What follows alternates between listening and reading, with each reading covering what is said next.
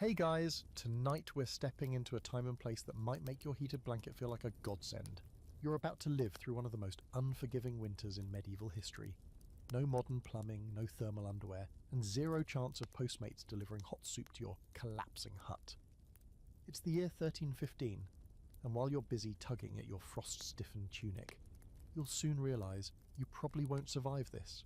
So before you get comfortable, take a moment to like the video and subscribe, but only if you genuinely enjoy what I do here.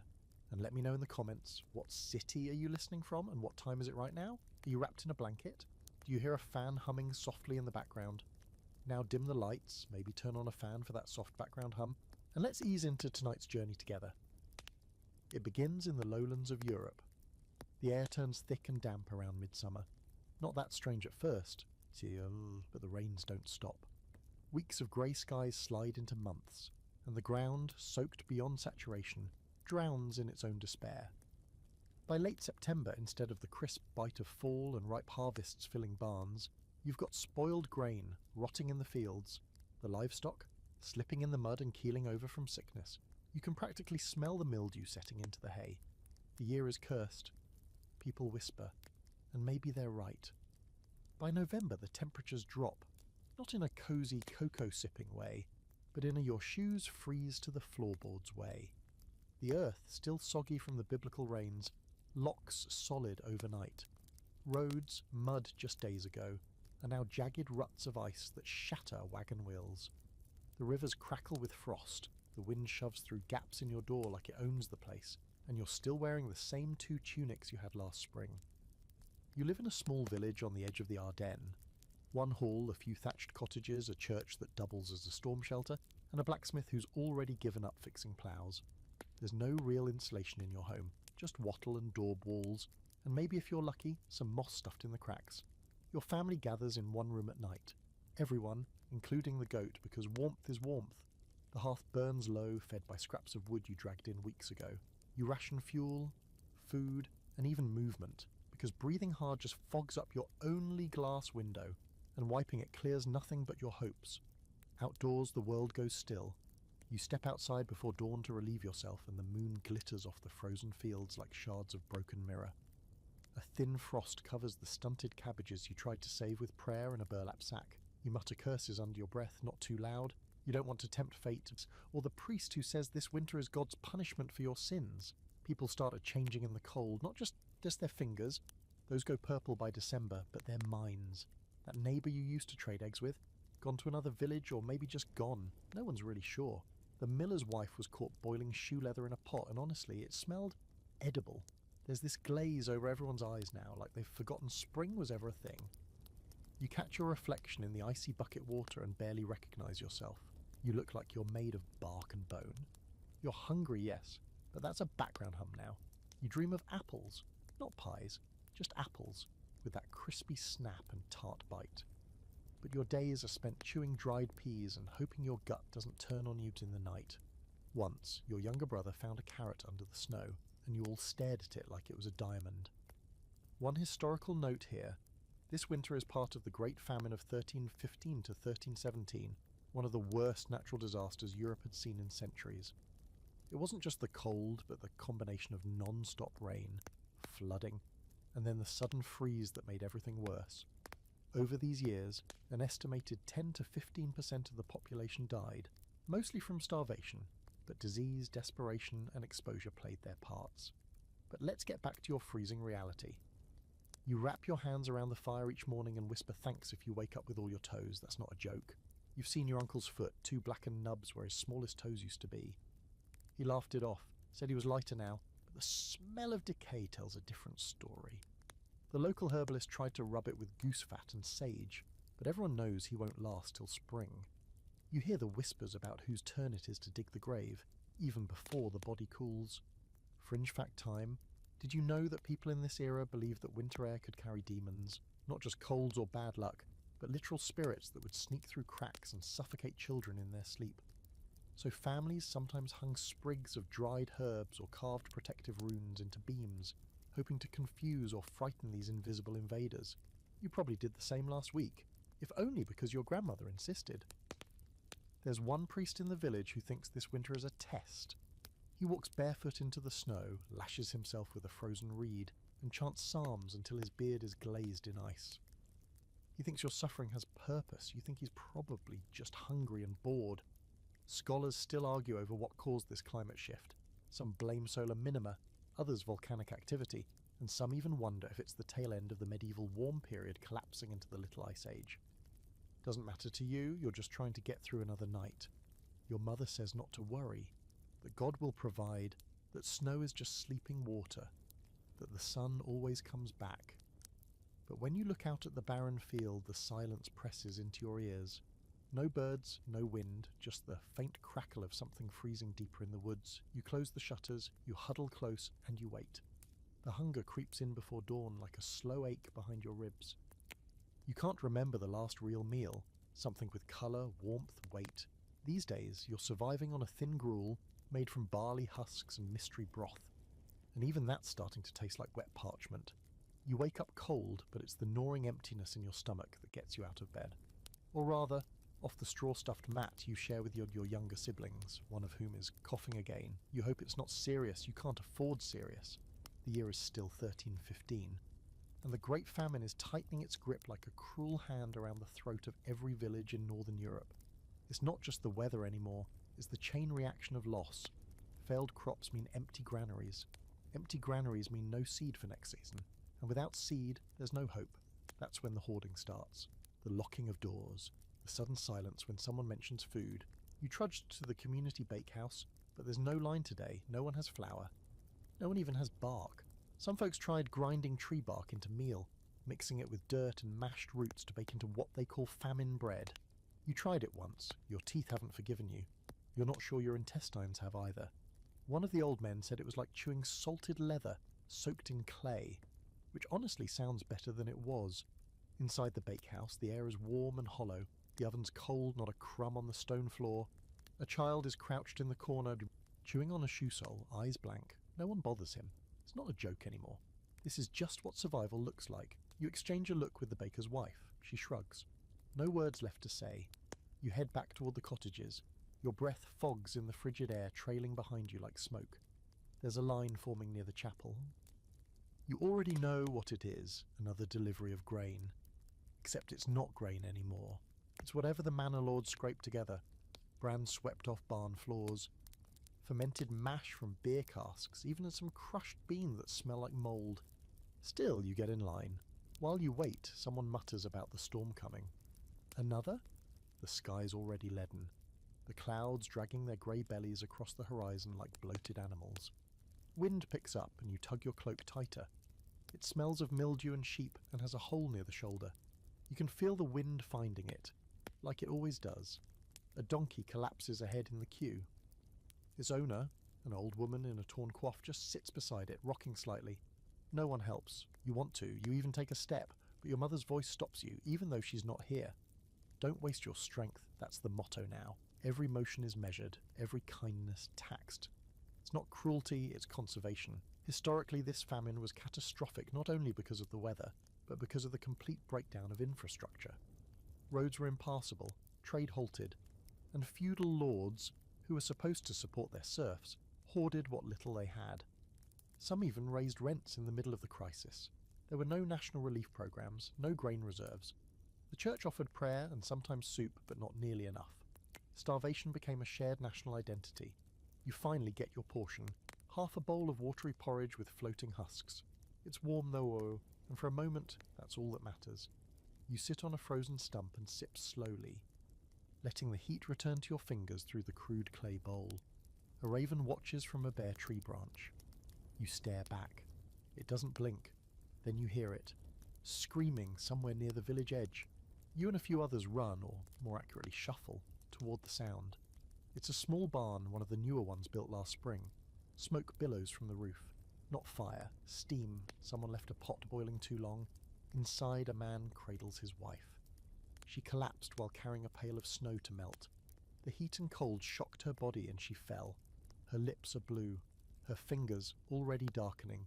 You can't tell if she's alive. The baby on her back is wailing, red-faced and furious with life. That baby will probably outlive you all. There's no doctor, just the herbalist who shows up an hour later with his kit: dried roots, fermented honey, and a jar of old grease. He tries to warm her hands with a poultice, muttering about bile and balance. He smells of onions and desperation. No one speaks. What would you say? Back at your hut, your sister has found a single apple. It's shriveled, half rotten, and full of tiny holes, but it's the first fruit you've seen in weeks. You all stare at it in awe. She breaks it into pieces with a knife so dull it crushes more than it cuts. Each person gets a sliver. It's sour, wet, and glorious. You chew slowly, eyes closed. You'd cry if you weren't so dehydrated. A fringe fact for tonight: some accounts from this time tell of people eating moss scraped from rocks or boiling nettles into a kind of tea. There's even one tale, maybe legend, maybe not, of a village that caught and cooked songbirds by coating branches in sap and waiting for them to stick. What's debated is whether this was widespread practice or isolated desperation.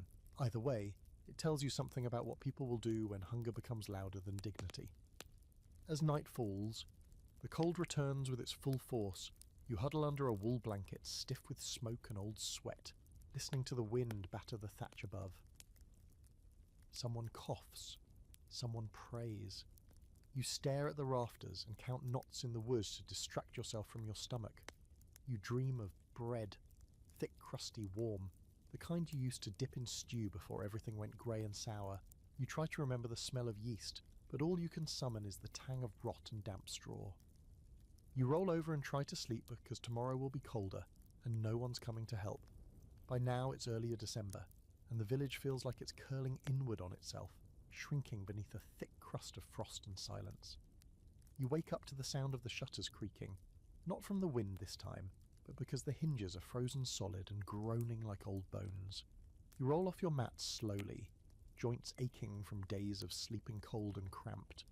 Your feet touch the dirt floor, which feels like solid rock, and your first thought isn't about breakfast, it's about what you might trade for just a handful of dry kindling. Your brother's out front, scraping frost off a wooden pail with a bit of broken pottery. The well froze 3 days ago, so now water comes from snow, and snow has to be melted, and melting requires firewood, and firewood means risking the forest, which means wolves. That's the new math of survival. Every action carries risk, and not just of hunger or cold. Lawlessness has crept in with the snow, slinking between homes like a shadow with a knife. You're not the only one who notices. A few nights ago, someone broke into the priest's storehouse. Just walked in and took everything: candles, cheese rinds, even the wine meant for communion. No one was caught. No one will be. Because the moment you accuse someone, they accuse you right back. The social fabric, already stretched, is tearing. Everyone's hungry, cold, and scared. That's when things start to get ugly. This morning you hear a commotion near the grain barn, where a handful of the Lord's guards, well fed and wrapped in proper cloaks, are dragging a boy by the collar. His face is red with cold, his fingers black with frostbite. You recognise him. He's from the next hamlet over, maybe 12, maybe 13. He was caught stealing a single sheaf of hay, not grain, hay, probably to burn for warmth, maybe to eat if he was desperate enough. One of the guards kicks him in the back of the knees, forcing him down into the snow. They don't execute him, not here, not in public, but the message is clear.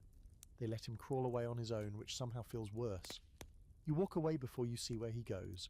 You've got enough misery of your own. Back home, your mother is trying to boil something that might be a turnip, although it smells more like a boot. Your sister has taken to chewing pieces of leather and pretending it's jerky. Your father doesn't say much anymore. He just stares at the fire, jaw tight, eyes glassy.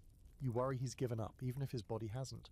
Lawlessness, they say, comes fastest when justice disappears. And this winter, justice is buried under 6 feet of snow. Banditry has risen dramatically, especially along forested roads. You know of at least 3 families who were attacked on their way to neighbouring villages, hoping to barter or beg. One man came back with a gash across his face and no shoes. Said they were taken by someone dressed in monk's robes, either a real monk gone rogue or someone playing holy for shock value. Either way, it worked. There's one road out of the village and you haven't walked it in weeks. It winds through dense woods and past a half-frozen creek, and usually it's quiet, but not today. Today you hear the howling. It starts just as the sun dips below the tree line, casting everything in shades of steel grey and gunmetal blue. The sound is distant at first, a low, drawn-out howl that raises the hairs on the back of your neck.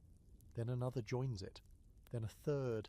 You look up from your chore, splitting frozen beets with a rusted axe, and meet your neighbour's eyes. Neither of you says anything. You just listen. You've heard wolves before. Usually they keep their distance, lurking at the edge of the woods, eyes glinting between trees. But this winter has driven everything closer. You've seen rabbit tracks just feet from your door, pheasants pecking at manure piles for warmth.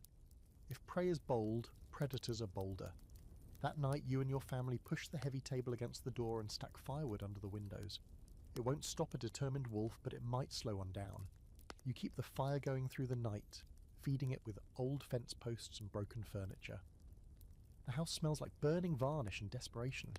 Fringe fact of the evening, during particularly harsh winters, medieval villagers believed that wolves could become possessed by evil spirits, especially if seen during a full moon. One old tale says that if a wolf stares at your home for 3 nights in a row, someone inside will die before spring. You try not to think about that as you spot 2 glowing eyes across the field, unmoving, watching. The scholarly debate here is interesting. Some believe wolf attacks increased dramatically during famines because the animals had no food and became emboldened. Others argue that many of these attacks were exaggerated or misattributed, used as a scapegoat for disappearances, or even murders. But you, standing in the snow with a pitchfork and your pulse in your throat, don't really care what scholars say. The threat feels real enough. The next day, a girl is missing from the edge of the village. Her father finds only footprints in the snow and drag marks leading into the woods. Could have been wolves. Could have been something worse. No one says her name after that. Her home sits quiet, door open, soup still warm on the hearth. By week's end, the village has stopped venturing out after sunset. Doors are barricaded. Children are kept silent. The bell in the chapel tower rings every evening at dusk, warning everyone to get inside. The sound echoes over the frozen fields like a funeral hymn. You begin to change too. Your hands are always cold now, even near the fire. Your skin's dry and cracked, lips split. Your belly growls constantly, but food no longer excites you. Even dreams of bread feel distant, like echoes of a life you don't remember living. You move slower, speak less. You're conserving. You're surviving. Every morning you expect the snow to let up, but it keeps falling soft and relentless, like the sky is trying to bury you alive. The wolves don't leave. If anything, they get braver. By the second week of December, you're seeing prints. Huge, sharp-toed things in the snow just outside your doorway. The dogs in the village stopped barking 2 nights ago. Some say they ran off. Others think they were taken. The silence feels heavier now, as if the wind itself is holding its breath, waiting for something awful to arrive. At dawn, you head out with your cousin to chop wood. It's not really chopping, though. The axe is dull from overuse, the handle cracked, and the wood itself is half frozen, like trying to split stone with a spoon. Every swing is a test of your shoulders and your patience. The trees groan in the wind, their bare limbs creaking like ancient bones. The sun hangs low, pale and sickly, barely offering enough light to see by. It is not even 10 a.m, but it already feels like dusk. You work quickly, always glancing toward the woods.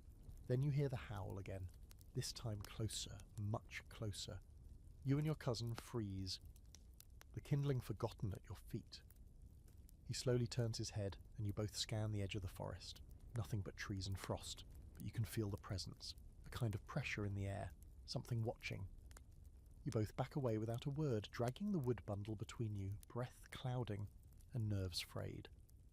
When you reach the cottage, your mother bolts the door without asking. The wolves are clever. They wait. They don't strike right away. Instead, they let fear do the work for them. Some villagers talk about wolves that walk upright, creatures with human eyes. One drunk swore he saw a man-wolf wearing a priest's robes.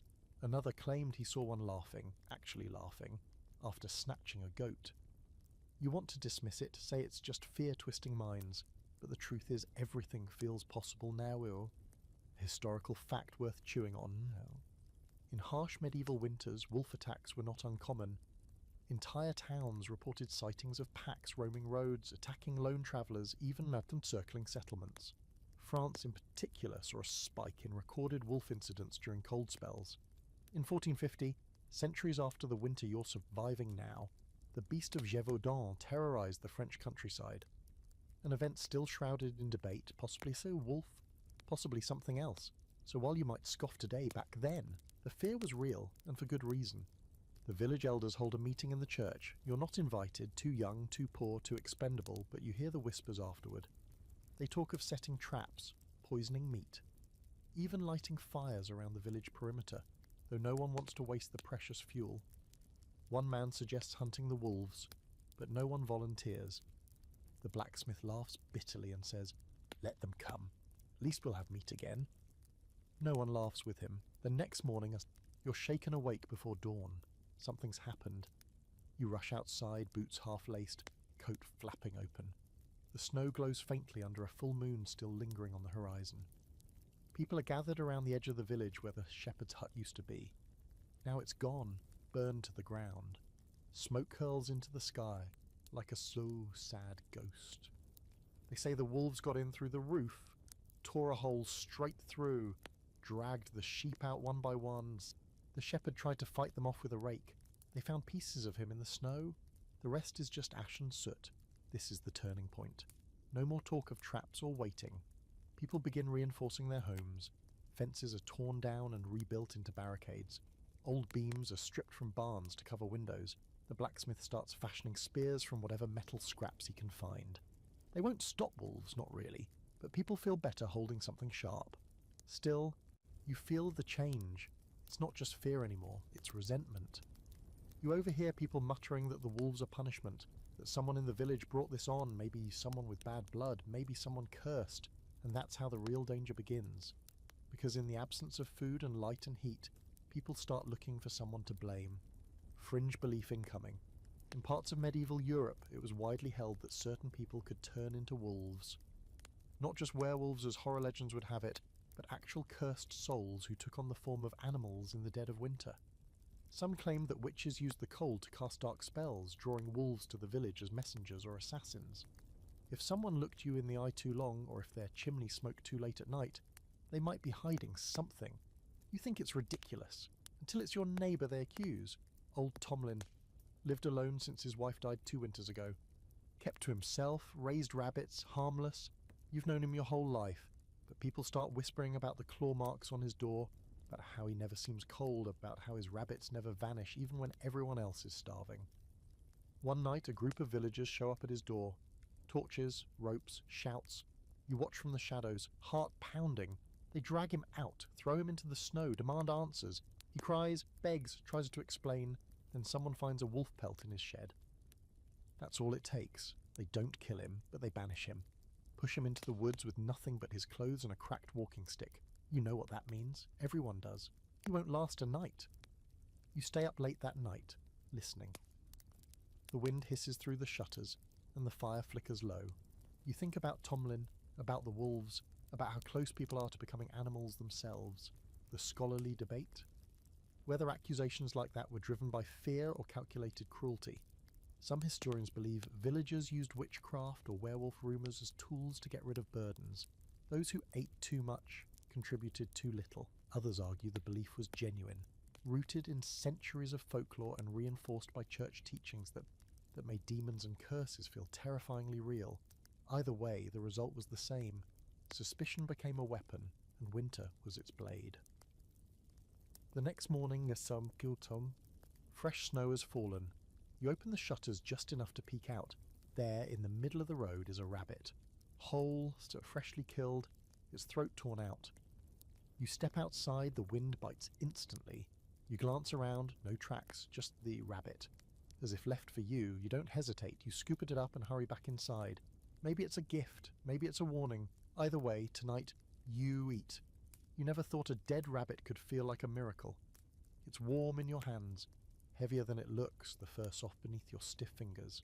You turn it over once, twice, just to make sure it's real. The throat is cleanly torn. A red slash across snowy fur, but the body is untouched. No teeth marks, no paw prints in the snow, just the rabbit, sitting in the middle of the road like a gift left on your doorstep by something or someone that doesn't need a thanks. You don't tell anyone where it came from. You just bring it inside and close the door behind you fast, heart thudding. Your mother looks up from the fire with wide eyes, like she's forgotten what real meat even looks like. She takes the rabbit carefully, reverently, like it might vanish if she moves too fast. "I'll cook it slow," she whispers. "Tonight." It's the most meat any of you have seen in weeks. You try not to wonder why it showed up, or who, or what left it. It's food. That's enough. The rest of the day is heavy with anticipation. Your siblings can barely contain themselves. The little one keeps asking if the rabbit has a name, like maybe that would make eating it feel more polite. You tell her it was probably named Dinner the moment it hit the snow. By dusk, the smell is floating through the cottage. Actual meat. Not dried, not smoked, not flavoured water pretending to be soup. Real meat, roasted over open flame. You catch your breath the first time you smell it. You'd forgotten that scent, savoury and primal and impossible to fake. Your mouth waters so hard it hurts. Outside, the wind moans, but the shutters hold. The walls creak, but the fire is strong tonight. Your mother serves the rabbit with a little barley and wild garlic she's been hiding for a special moment. This is it. The special moment. You sit shoulder to shoulder with your siblings, bowls in hand, and for the first time in what feels like years, you eat something that doesn't taste like ash and grief. The rabbit is lean, gamey, slightly bitter, but hot. Hot and real. You chew slowly, savouring every bite like it's the last food you'll ever know. And honestly, it might be. You fall asleep that night with a full belly, something you'd almost forgotten how to do. Your dreams are strange. Quiet forests, glowing eyes, warm breath on your neck. You wake up before sunrise, unsure if something touched you or if you imagined it. The door is still locked. The rabbit's bones are gone, buried outside in the snow like your mother insisted. Just in case, she'd said. No need to tempt spirits. Because here's the thing, people believe in things more fiercely during winter. Always have. When the nights stretch on forever and the stars seem cold and angry, people look for meaning in anything. Omens in the shape of snowdrifts. Messages in the way smoke curls from a chimney. That rabbit. Some say it was charity. Others might say it was a warning. You still don't know. You just know it was watching. You felt it. Right before you picked it up. You weren't alone. A historical footnote to chew on. During periods of extreme hardship in the Middle Ages, magical thinking skyrocketed.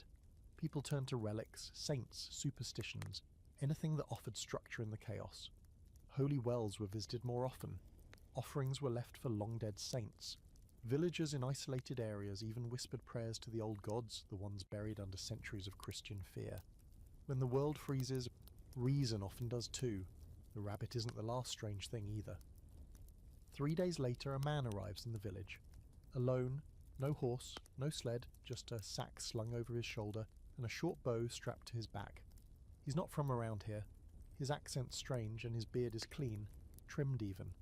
That alone makes people suspicious. Most men around here are starting to look like frostbitten scarecrows. He says his name is Ruark, and he's a trader, or was, until the roads froze and his cart broke down.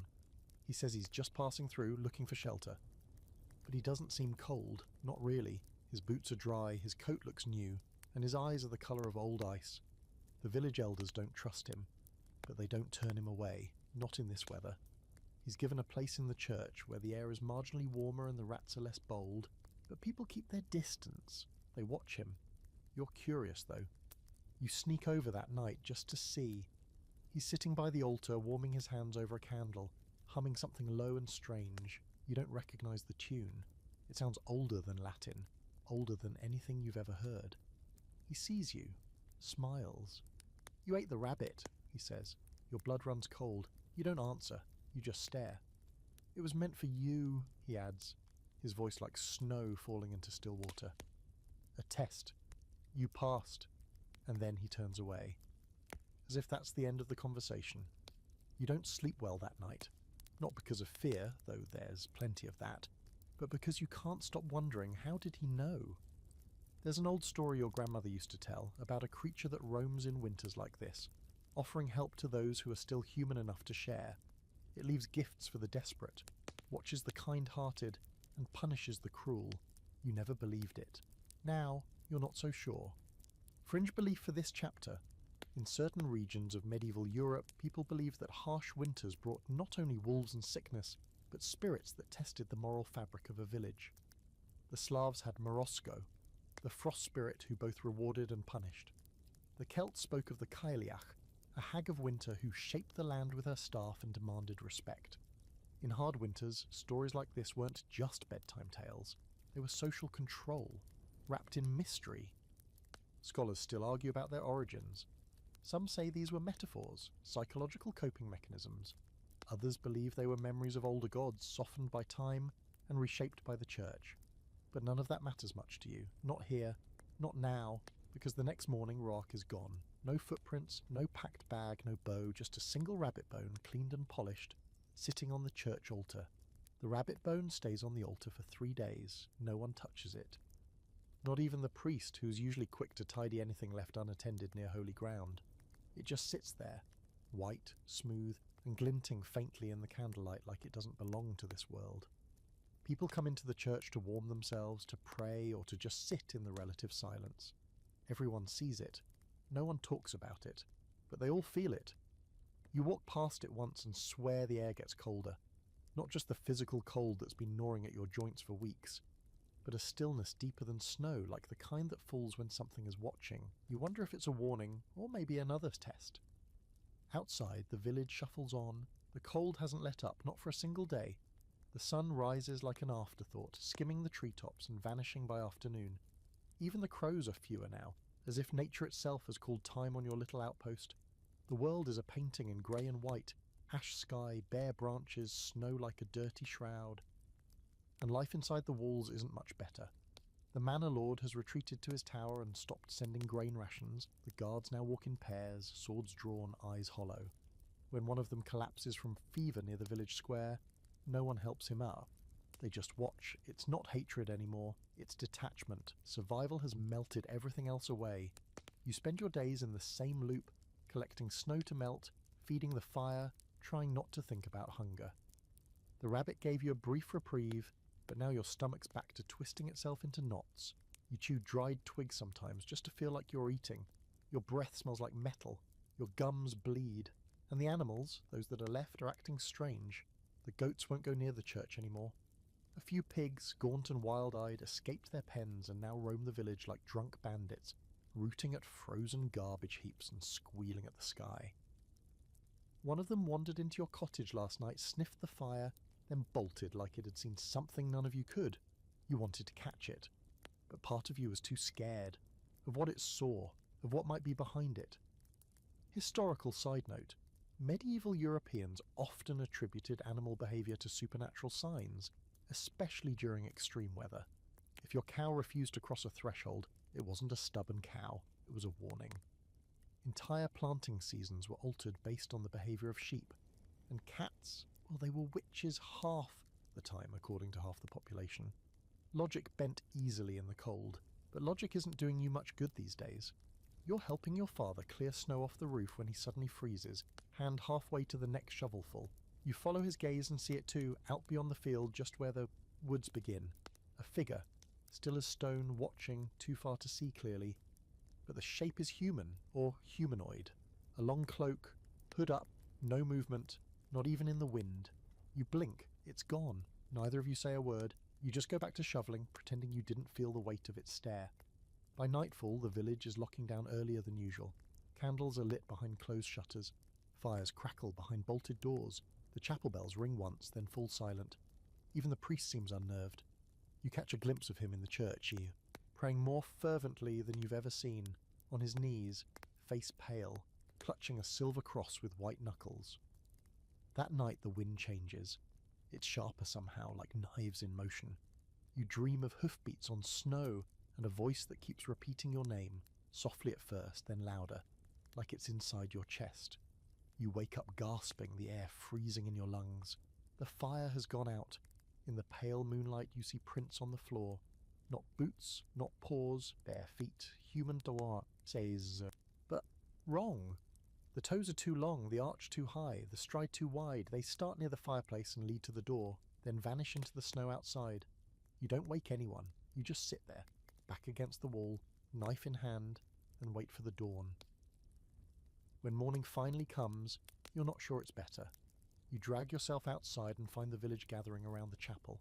There's something on the church door, nailed right into the wood. 3 bones, arranged in a triangle. all rabbit, clean, white. Below them, carved into the wood with something sharp and deliberate. One was spared. 3 will not be. The priest is white as the snow around him. He orders the bones taken down and burned. Some people argue against it, say it might be worse to destroy them, that they're not a threat but a marker, a map. You don't know what to think anymore. Fringe fact of the day, medieval cryptic warnings weren't always metaphor. Carved symbols, bone arrangements, and even human remains were sometimes used to deliver messages between rival clans, rebel groups, or religious zealots.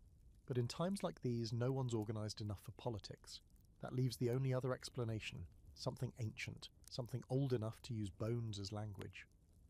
A scholar might tell you these were just signs of collective hysteria, that starvation warps minds and turns people into monsters long before hunger kills them.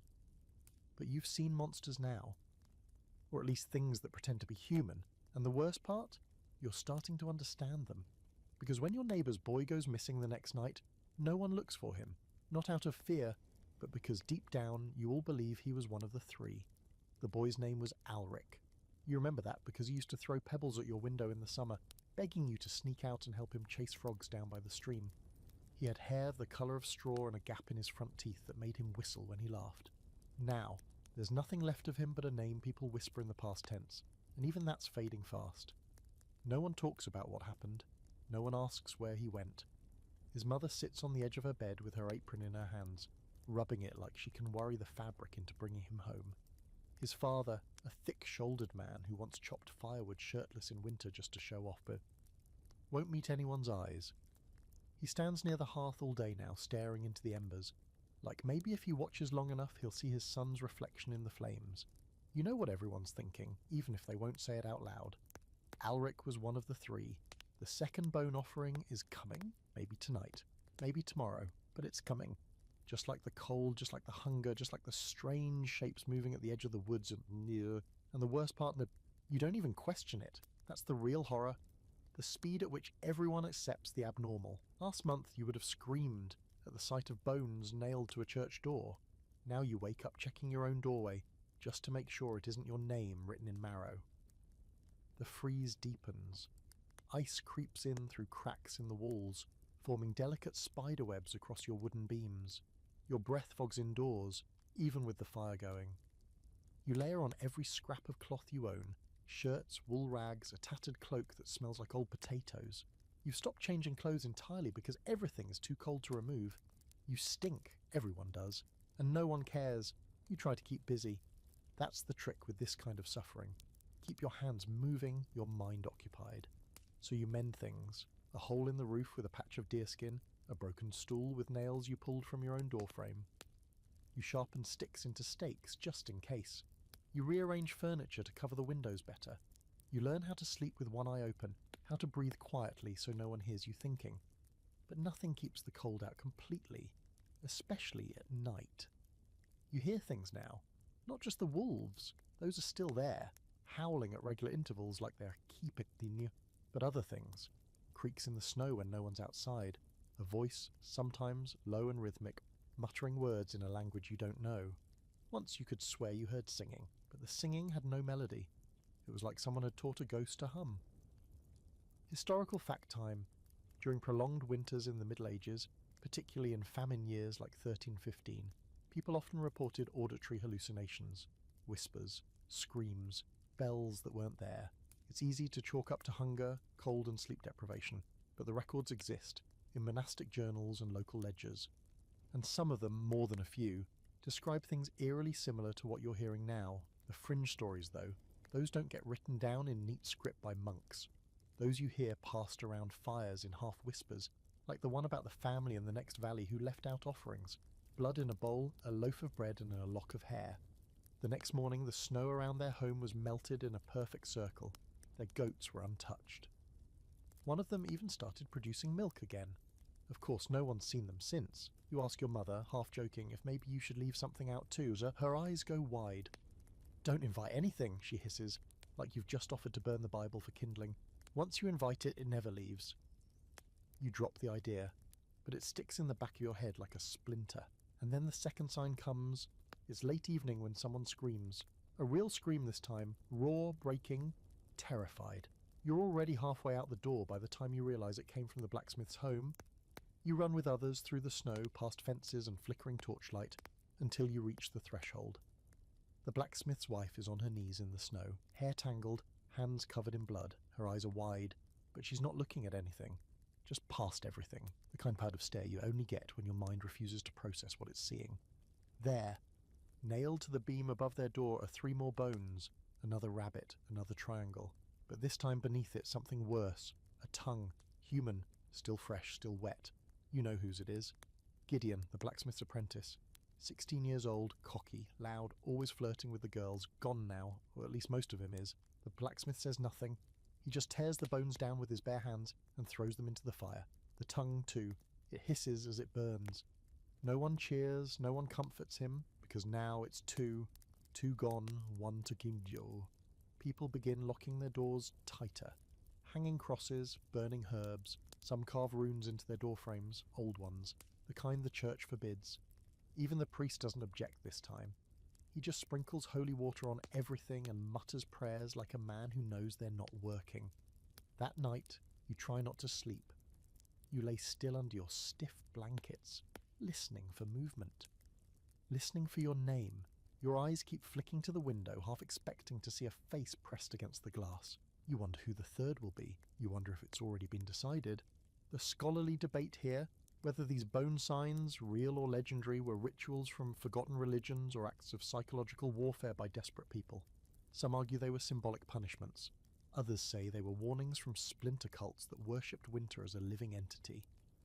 A force to be fed, appeased, feared. Scholars argue about intent, but when you're inside it, intent doesn't matter. You just know something's counting, and you're hoping like hell that it stops at 3. By now, your whole world is narrowed to the cold, the dark, and the number 3.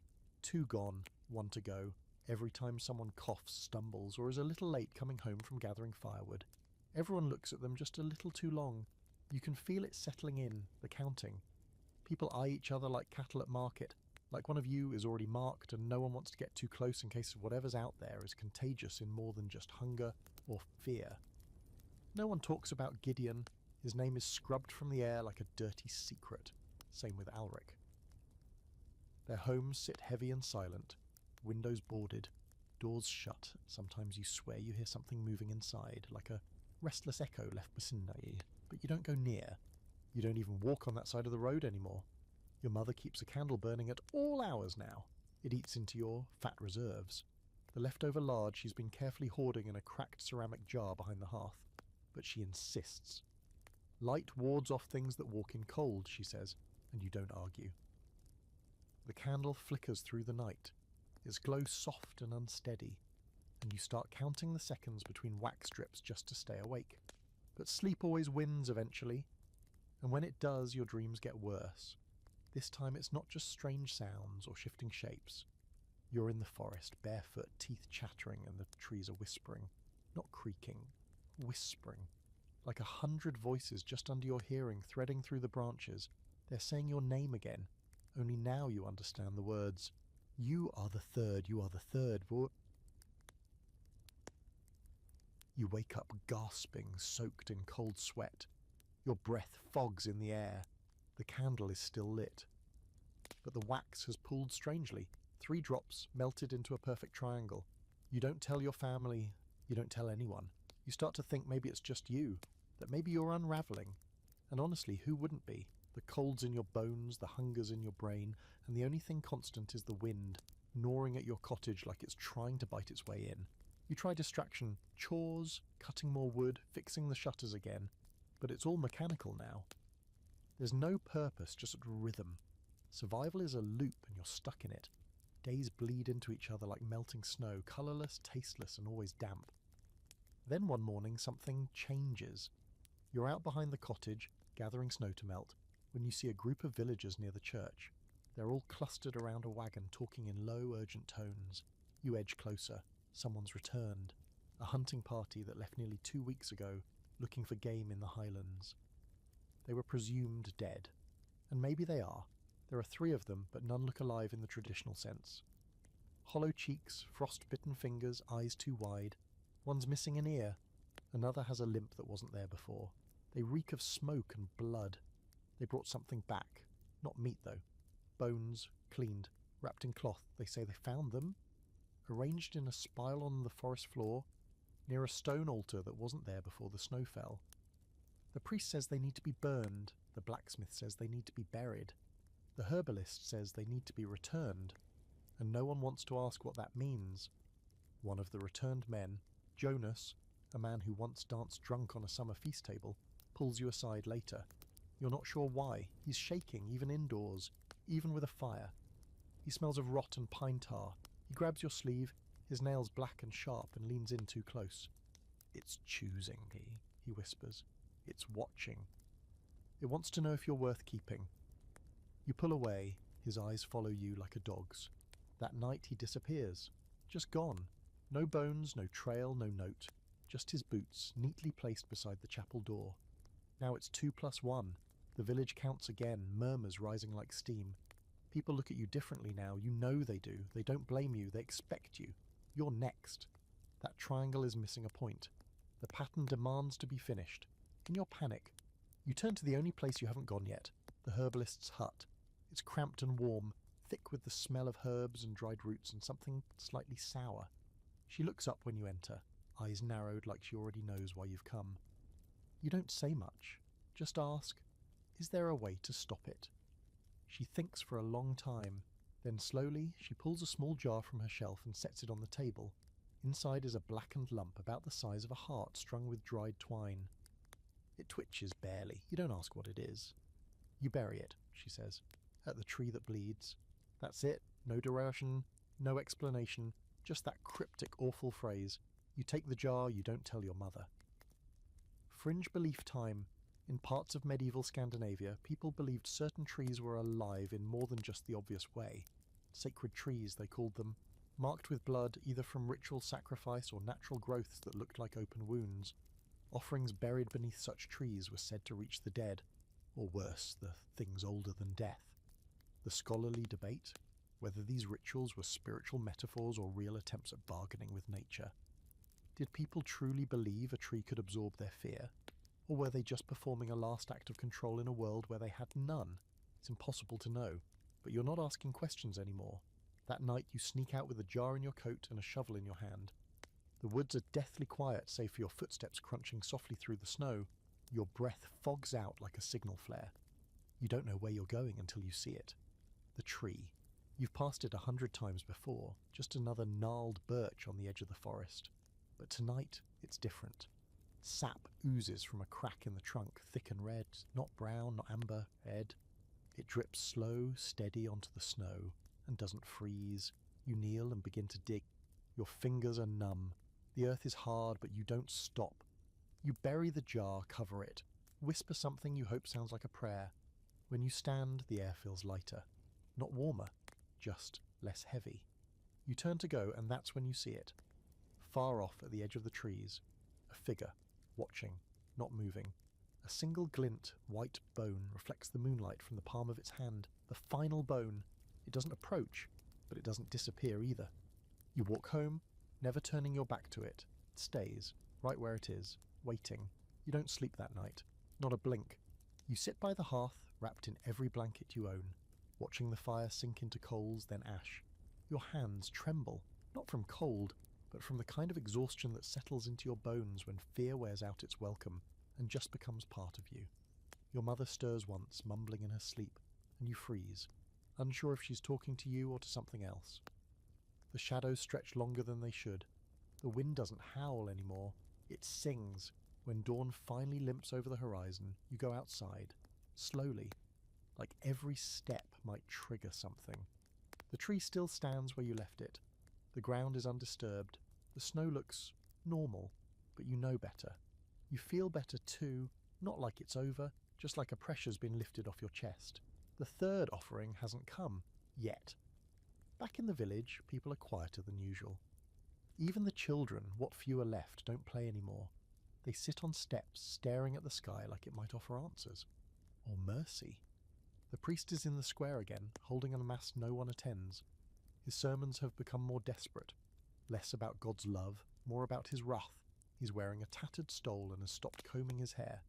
When he starts shouting about signs in the snow, people avoid him, and the signs are there. This morning, footprints appeared along the village edge.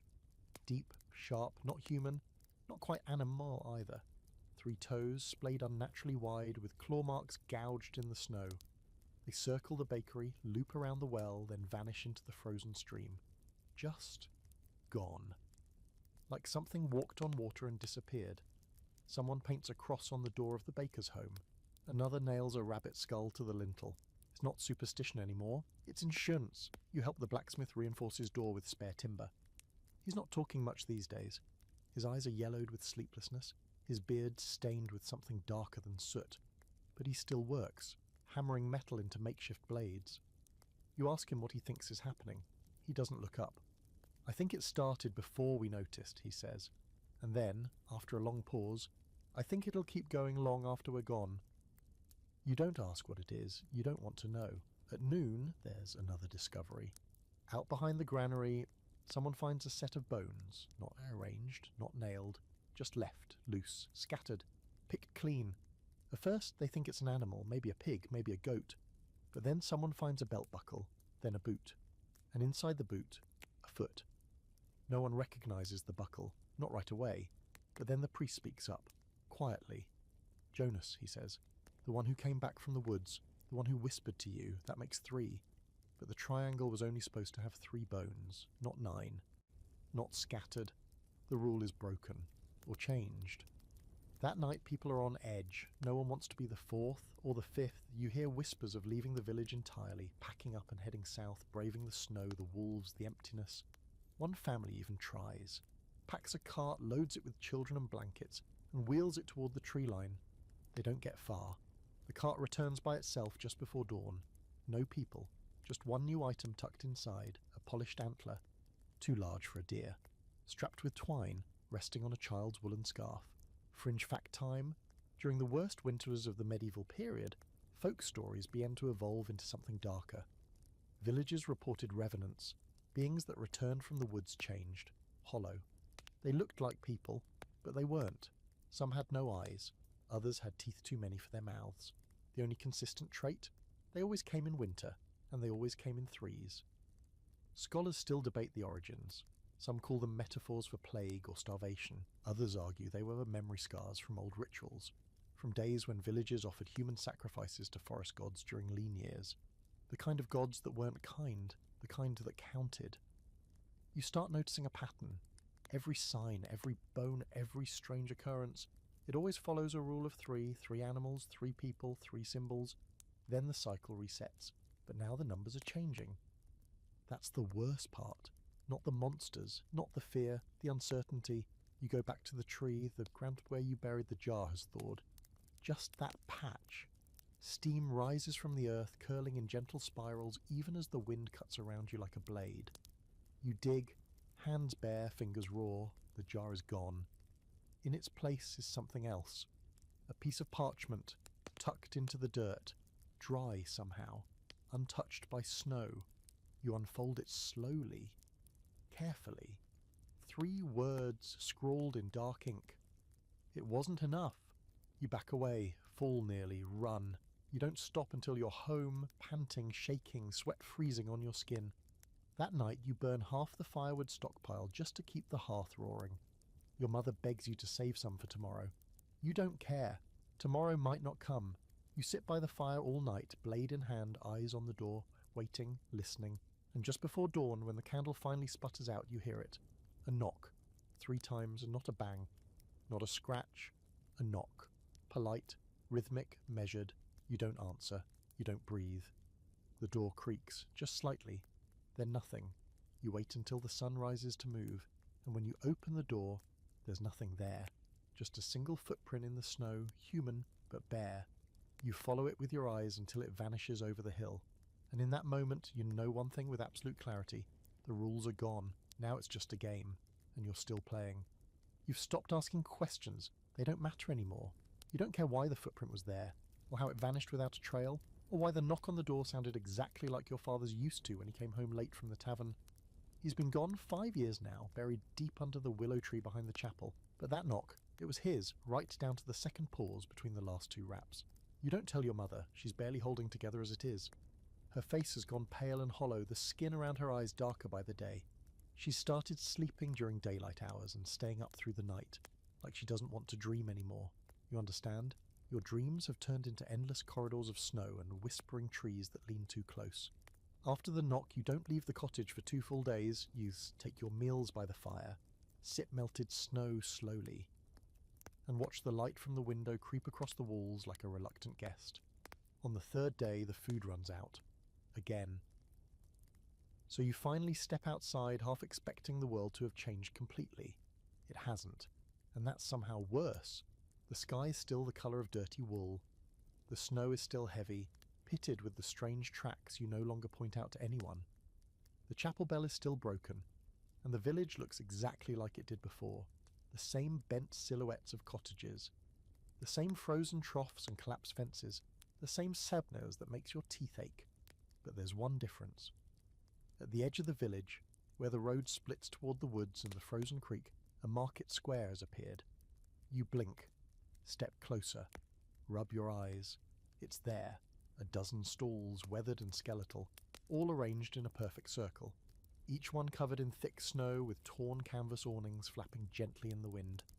There are no merchants, no goods, just the framework, like something was built overnight and abandoned just as quickly. You're not the only one staring. A few villagers have crept out, keeping this on their distance, peeking from behind doorframes and fences. No one walks into the circle. Not yet, but you do. You step into the centre, boots crunching on frost-covered cobblestones that shouldn't be there. You know this place. You grew up here. This was just empty field. There's no reason for a market square. Not unless someone, or something, put it here. The air inside the circle is different. Warmer slightly. Your breath fogs less. The wind doesn't bite quite as hard. There's a smell too, something old, not rot exactly. Not meat either. Like leather that's been buried, or fabric soaked in bone broth and left too long in the sun. It clings to your coat, your hair. Each stall is the same. Empty crates, hooks for hanging wares, tables with nothing but frost. Except one. The farthest stall, at the northmost point of the circle, has something beneath the canvas. You approach slowly. The flap lifts on its own. Inside is a single object. A mask. Wooden, crudely carved, with long antlers branching from the crown. Its eyes are wide and hollow. The mouth is a sharp, toothless grin. It rests on a black cloth folded like a priest's robe. There's a note pinned to the mask with a bone needle. You don't want to read it, but you do. Wear this to remember. Feed this to forget. Under the cloth there's a pouch. You open it. Inside are dried berries. Blood red, shriveled, glossy. You don't recognize them. You pocket them anyway. Then you leave the circle fast. When you look back, the flap is closed again. Fringe fact time, there were reports during the harsher winters of medieval Europe, especially during long famines, of travelling markets that appeared out of nowhere. Phantom markets, they were sometimes called.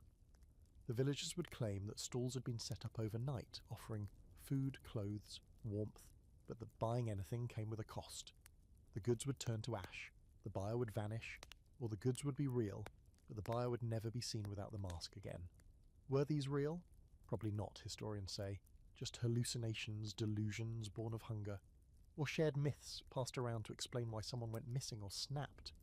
But if you've seen the mask in the North Stall, if you felt the warmth inside that circle, tell me it was just a myth. Go ahead. Because that night, the village holds a gathering, not a feast, there's nothing to feast on, but a vote. A cold, desperate vote.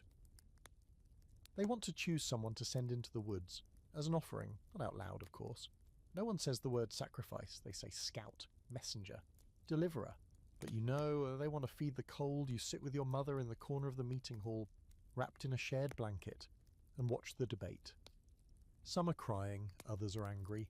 One man is already sharpening a knife. The priest says it's blasphemy. The blacksmith says it's survival. Your name comes up once, no one at all seconded it. But you heard it. You stay silent, as Shaw was. That night, you don't go home, you go back to the circle. To the stall, you put on the mask. The moment it touches your face, the world changes. You can see heat. Light pours from windows like rivers. Footprints glow on the snow like molten cracks. You see figures moving at the edge of the woods, tall, lean. bent at wrong angles, covered in fur that doesn't shine. They see you, too. One raises its hand, 3 fingers, always 3. You take the berries from your pocket and eat one. Your memories begin to fade, but not all.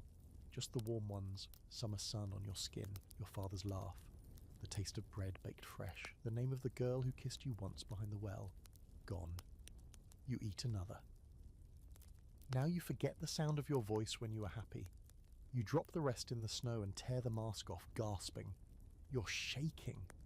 Crying, maybe. It's hard to tell. The warmth is gone, the vision too, but the forest is still watching. And when you get back to the village, there's a trail of footprints leading to your door. Only your door. The votes are in, you are the offering. You stare at the footprints for a long time. They're lighter than you'd expect, shallow, as though the thing that made them didn't weigh ammo, but they're long, too long, each step spaced wider than any normal human stride. And the toes are sharp, splayed-like claws. They stop exactly at your door, dead center. Not a step more, just pause, a mark, a decision. The snow around them is melted slightly, as if warmed from within. Or maybe the cold just refused to touch them. Your first instinct is to scrub them away, get a broom, erase the trail, pretend nothing happened.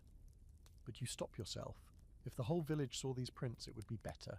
It might mean they'd believe you, that you're not imagining the game you've apparently been drafted into. But when you turn to call your mother, you freeze. She's already standing in the doorway behind you. Her expression unreadable, mouth slightly open, eyes not quite focused. She's seen them, and she says, they've made their choice. No emotion, no panic, just that. It hits you differently. Hearing it from her mouth. Like confirmation that the rules aren't just in your head. That this isn't madness, or hunger, or some twisted metaphor for communal guilt. You've been marked, claimed, or maybe invited. The difference doesn't matter. She doesn't stop you when you go back inside and start packing. Not that there's much to take. Just a small cloth sack, some rags, 2 candles, and the last heel of bread from 3 days ago. You grab the pouch of berries too, you don't know why. Maybe as leverage, maybe as a last resort, maybe as a souvenir from the moment your memories began to bleed out. You don't say goodbye. She doesn't either. Just a single nod and you step into the snow. The village is silent as you walk. Not a single soul peeks from a window or cracks a door. No one offers you food, no one throws you out either. You're not a prisoner, you're a payment. A lamb dressed in threadbare wool.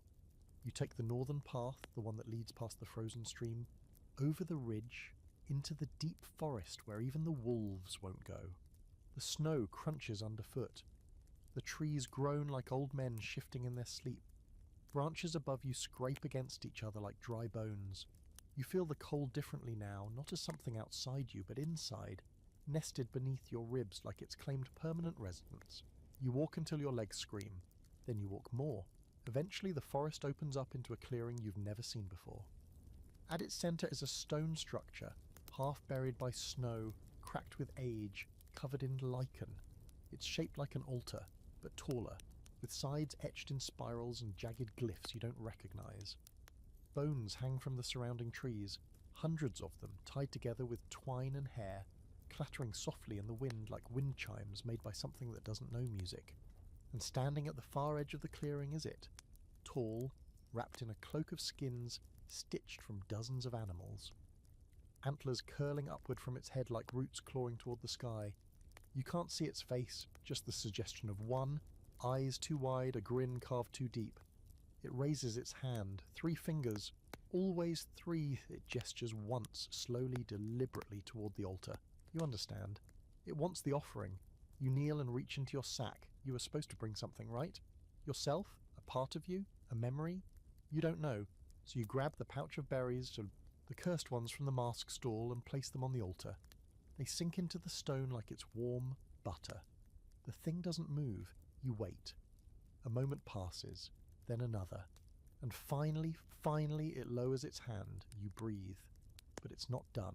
It turns its head toward the tree line and lets out a sound. Not a growl, not a word. Something between a flute and a groan. A summoning. The trees rustle. Snow shifts. And then, from the shadows, they emerge. 3 figurines, all human, or once were. The first is a woman in a torn wedding gown, her skin blue from frost, Her eyes empty sockets. She walks barefoot through the snow, dragging a chain behind her that leads to nothing. The second is a child. Alric. You know that shape. You know that gap-toothed smile. But his jaw is broken now, swinging loosely, his eyes glassy and wrong. He stares straight through you. The third is Jonas, the returned hunter. His mouth is stitched shut, his fingers are gone. They form a triangle around the altar. The creature steps back, arms wide, like a host welcoming guests to a grim feast. The three open their mouths, except Jonas, who bleeds silently through the threads, and then they begin to speak. Not words, not anything you can make sense of, but the sound goes into you like cold water down your spine. You fall to your knees, your nose bleeds, your teeth chatter. You try to stand, but the snow rises, swallowing your knees, your hips, your reul. You scream, but your voice is lost in the wind. And then, just as you feel your chest begin to cave in, it stops. Silence. The snow settles, the figures are gone, the creature is gone, the altar is empty, you're alone, alive. You stumble backward, collapsing into the snow, gasping like someone just pulled you out of deep water. You lie there for minutes, hours maybe, until your heart slows, until you remember your name, until you believe you're still real, and then you walk home. The sun is rising when you reach the village. Smoke curls from chimneys, the chapel bell tolls, and your mother is waiting at the gate, tears on her cheeks, arms outstretched. "You came back," she whispers. You nod, but you don't go to her. You look down at your hands. Your fingers are longer now, just slightly, and your shadow? It splits at the top, into 3 antlers. You don't tell her what happened in the woods. How could you? There aren't words for that kind of thing, not in your language or any other. No vocabulary for snow that swallows sound, for dead children who speak in frostbitten tongues, for shadows that wear faces. You don't tell her you knelt at the altar. You don't tell her the creature let you leave. You especially don't tell her what you saw when you looked down into the snow and caught your own reflection in a half-thawed puddle, those eyes that weren't yours, not quite, and the faint line of pale ridges where antlers should never grow. She hugs you, tight, sobbing into your neck, repeating thank you over and over like a prayer. Her warmth feels good. Her body smells like herbs and salt and home, but you don't feel like you anymore. You feel like something that survived, and maybe wasn't meant to. The village doesn't ask many questions. You return to quiet stares and murmured words, a mixture of awe and superstition. No one touches you. Even the blacksmith, who once clapped your back so hard it nearly knocked the air out of your lungs. Only nods when he passes, is the kind of reverence usually reserved for priests or dead saints. Except you're neither. You're the one who went into the forest and came back. They treat you like proof that it can be done, but you know better. That night, the snow falls again, thicker, heavier. The sky presses down like a lid. You sit by the fire while your mother stirs a thin soup made of beans and dried nettle. Your sister hums to herself in the corner, quietly threading scraps of cloth into something that might become a doll. It's the first time in weeks the air doesn't feel like it's made of knives. Still, you watch the door, just in case. Because no deal comes without debt. You don't know what you paid in that clearing. You don't know when or if the cost will come due, but you feel it ticking behind your ribs like a maddened heartbeat.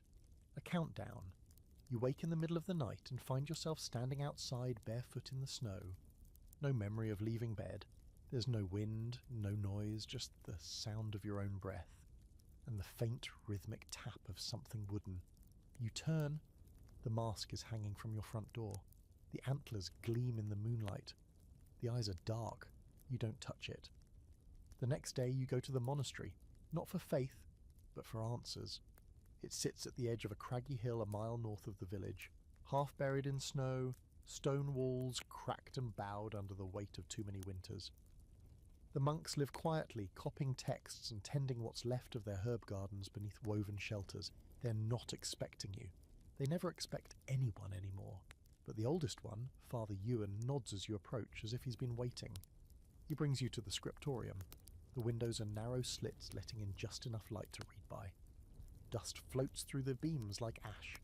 He pulls out a book with a brittle leather cover and lays it gently on the table between you. Inside, there are sketches. Crude, faded ink, a tree bleeding red sap, a stone altar, figures with antlers for crowns and mouths full of thorns. You run your hand over one image, 3 figures standing around a circle holding hands. One has a third eye, One has no face, one looks exactly like the creature in the woods. Father Ewan says nothing, just watches. You ask him what it is, he only says, "The cold faith." You laugh, but there's no humour in it. "Is that a joke?" He shakes his head. "No. It was older than the church, older than kings. It came in the snow, took offerings, gave back survival. Sometimes, but it always left a mark." He looks at your hands. You pull your sleeves down. "Can it be stopped?" you ask. "Not stopped," he says. "Redirected, bargained with, sated." You ask if anyone's ever won. His silence is the answer. Before you leave, he gives you a page, torn from a crumbling book wrapped in cloth. "Don't open it until you need it," he says. "And even then, only if you're sure." You don't ask what's on it. You just nod and walk back into the snow. Another historical wrinkle for the night. Monasteries in the Middle Ages were often the last keepers of local law, even the kind they weren't supposed to believe in. Behind the chants and icons, many of them held records of older traditions. Burial customs, sacrificial rites, weather omens. You'd be surprised how many saints' relics were just renamed pagan bones. That night you hear the singing again. Not in dreams, outside. You sit up, heart hammering, and crawl to the window. There's a line of figures in the snow walking single file past your cottage. You can't see faces, just outlines dark against the white. Some tall, some hunched, one crawling. They make no noise but the song, low, slow, almost a lullaby. A language you still don't understand, but one your bones seem to recognize. You don't open the door, you don't look too long. They pass, but when you check the next morning, there's something left behind. A bundle, wrapped in cloth, placed at your doorstep like an infant. Inside, a rabbit, freshly killed, its throat neatly slit. Next to it, a letter. No writing, just 3 symbols. A triangle, a spiral, and a mask. You burn it, you eat the rabbit, you sleep with one eye open, because you know what this is now. This isn't survival, it's membership. By now you've stopped flinching at the sound of footsteps outside your door. You still listen carefully, but your body that doesn't jump anymore. You've learned the rhythm of the winter, the way its pulse stretches through the snow and the trees, slow and steady, like a creature dreaming under the earth. Your world has narrowed to a few core truths. The cold has a voice, the woods have rules, and survival isn't just about food anymore. It's about choices, and today you're faced with one. Your family's goat, Mila, is dying. You knew it was coming. She's been getting slower, thinner, coughing softly in her sleep like she's forgotten how to breathe right. Her milk dried up days ago, and now she just lies in the straw, eyes glassy, barely blinking. She was your sister's favourite, the only animal left that hadn't been stolen, starved, or taken. The debate starts before the sun rises. Your mother says you can't let her suffer. Your sister says you can't let her go. You stay poignant. You already know what needs to be done. But it's not just about meat. It never is anymore. So you take Mella out behind the cottage, the way your father used to take chickens when he didn't want your sister to see. The knife is dull, and your hands are shaking, not from guilt, but from the cold and the weight of what you're about to do. But instead of finishing it, you pause. You stare at her. She stares back. And you think, what if you didn't kill her? What if you gave her? It's a horrible thought. A twisted one, but it's there. What if the thing in the woods would take her instead of something else? It's not unheard of. You've heard the whispers. People who left offerings, small ones, a bloodied rag, a hair, a tongue. And for a while the winter eased. So you change course. You carry Mella to the edge of the woods. She barely resists. It feels wrong, carrying her like a child, her ribs jutting through her fur, breath shallow. You stop at the clearing, where the snow always lies smoother, flatter, like something heavy passed through and pressed the land down into memory. You set her gently in the centre and step back. You whisper something that could be a prayer or an apology, and then you leave. You don't look back. When you return in the morning, there's no sign of Mella, no blood, no tracks, just a hoof print, not hers, one single print, deep and strange, with toes like a deer, but too long, too sharp, too deliberate. You feel both sick and relieved. Something took your offering. And something left a signature. Fringe fact time. In regions of northern Europe, especially during the Little Ice Age, animal sacrifices weren't uncommon, even among Christian villages. When crops failed or livestock began dying mysteriously, Families would offer their healthiest animal to the woods or the earth. They believed it would spare the rest. There's even a recorded case of a community burying a cow alive beneath a frozen oak. No one ever admitted it publicly, of course. But they kept digging the pit. The next 3 nights are quiet. Too quiet. No dreams, no singing, no knocks at the door, even the wind seems gentler. You start to hope, and that's the worst thing you can do in a winter like this, because hope makes you soft, and winter hates softness. It starts again on the 4th night. You're fetching water from the well when you see them, shadows darting between trees. Fast, blurred. Too big to be rabbits, too low to be deer. You freeze, bucket in hand, your breath fogging in the moonlight. Then you hear the bleating. From somewhere deep in the woods, it's Mela. You're sure of it. You drop the bucket. You run. It's reckless, yes, stupid. But your body moves before your brain can catch up.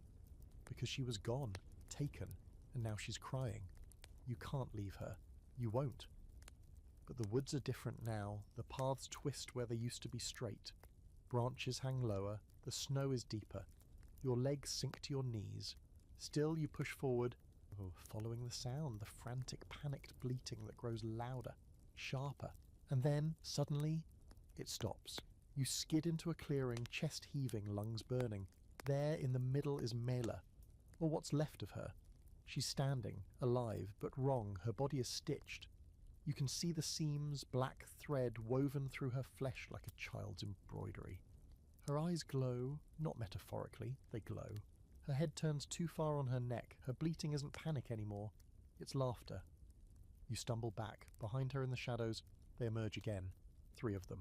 One crawling, one limping, one on all fours. They don't approach, they just watch. You run, you trip twice, you don't stop. Your coat tears on a branch, your hands bleed. You lose your boot, you don't go back for it. When you reach the village, you slam the door behind you, bolt it, and press your back against it until your legs give out. Your mother finds you there at sunrise. You don't explain. You don't have to. Your sister never asks what happened to Mela. The village is quieter after that. Colder. No one goes near the woods anymore. No more sacrifices. No more prayers. You've all seen what happens when the cold accepts something. It doesn't keep it. It changes it. Repurposes it. Twists it into something useful. And now you wonder, what part of you's being reworked? What part already has? You look in the mirror and count your teeth. 32, same as before, but one feels longer than it should. It happens again the following week, only this time it's not an animal that comes back wrong. It's a man. His name was Willen, a widower who lived alone near the granary, known for being quiet but kind. He used to carve toys from scrap wood and leave them on doorsteps, little horses and birds that somehow made the endless grey days feel a little less cruel. When the famine got worse and the snows deepened, he vanished. No one said much at the time, it was just another disappearance. But now he's back. He walks into the village around noon, barefoot, wearing only a threadbare tunic that looks like it hasn't touched water in months. His hair is longer, matted with frost, and his eyes, those bright watery blues you remember, are cloudy now, unfocused. He walks straight through the market square, not looking at anyone, mouth slightly open like he's humming a tune only he can hear. People stop and stare. They don't move toward him. No one calls his name. You're standing near the well, watching. Your hands tighten around the wooden pail's handle until your knuckles go white. Because he's wrong. It's in the way his knees bend just a little too far, the way his neck sits at an angle, like it's struggling to remember what upright means. And his hands, his fingers are elongated, red at the tips, as if they've been dipped in dye, or blood. He stops at the chapel steps, kneels, and begins to laugh. It's a slow, wet sound, not quite human. Like someone gargling joy through rot. The priest, who's been drinking more lately and praying less, emerges from the chapel, clutching a rusted cross. He holds it out with shaking arms, muttering Latin verses through a cracked voice. Willen looks up, smiles, and says in a voice that sounds like 2 layered atop one another, "It's warmer down there." Then he slumps forward, dead. Or, living? You're not sure. No one moves. It takes 2 hours before anyone builds up the courage to touch him. When they do, they find that his skin is ice cold, but there's no stiffness. His pulse is faint, his breath shallow. They carry him to the chapel and lay him on the altar. By nightfall, he's gone again. Left behind is a single rabbit bone placed where his head rested. The priest says nothing. He just lights a candle and doesn't put it out for 3 days. Now, people talk more openly. The silence has become dangerous, ripe with the kind of fear that turns into madness. So you hear things, theories, guesses, stories passed down from before anyone in the village was born. They say the winters weren't always like this, that before the kings and the cathedrals, people understood the cold better, knew it wasn't just weather, but presence, a kind of hunger that couldn't be escaped, only acknowledged, fed, respected, kept at bay through ceremony. They talk of the old cold, the deep frost. The names change, but the idea is always the same. Winter is not a season. It's a thing, and sometimes it wakes up. Historical footnote. Historians debate whether the Little Ice Age, particularly its harshest winters, was accompanied by a rise in occult folklore due to the psychological strain of famine, death, and extreme weather. Some believe the brutal conditions gave birth to tales of cold spirits and winter beasts. Others argue the stories came first and the weather only dressed them in thicker clothes.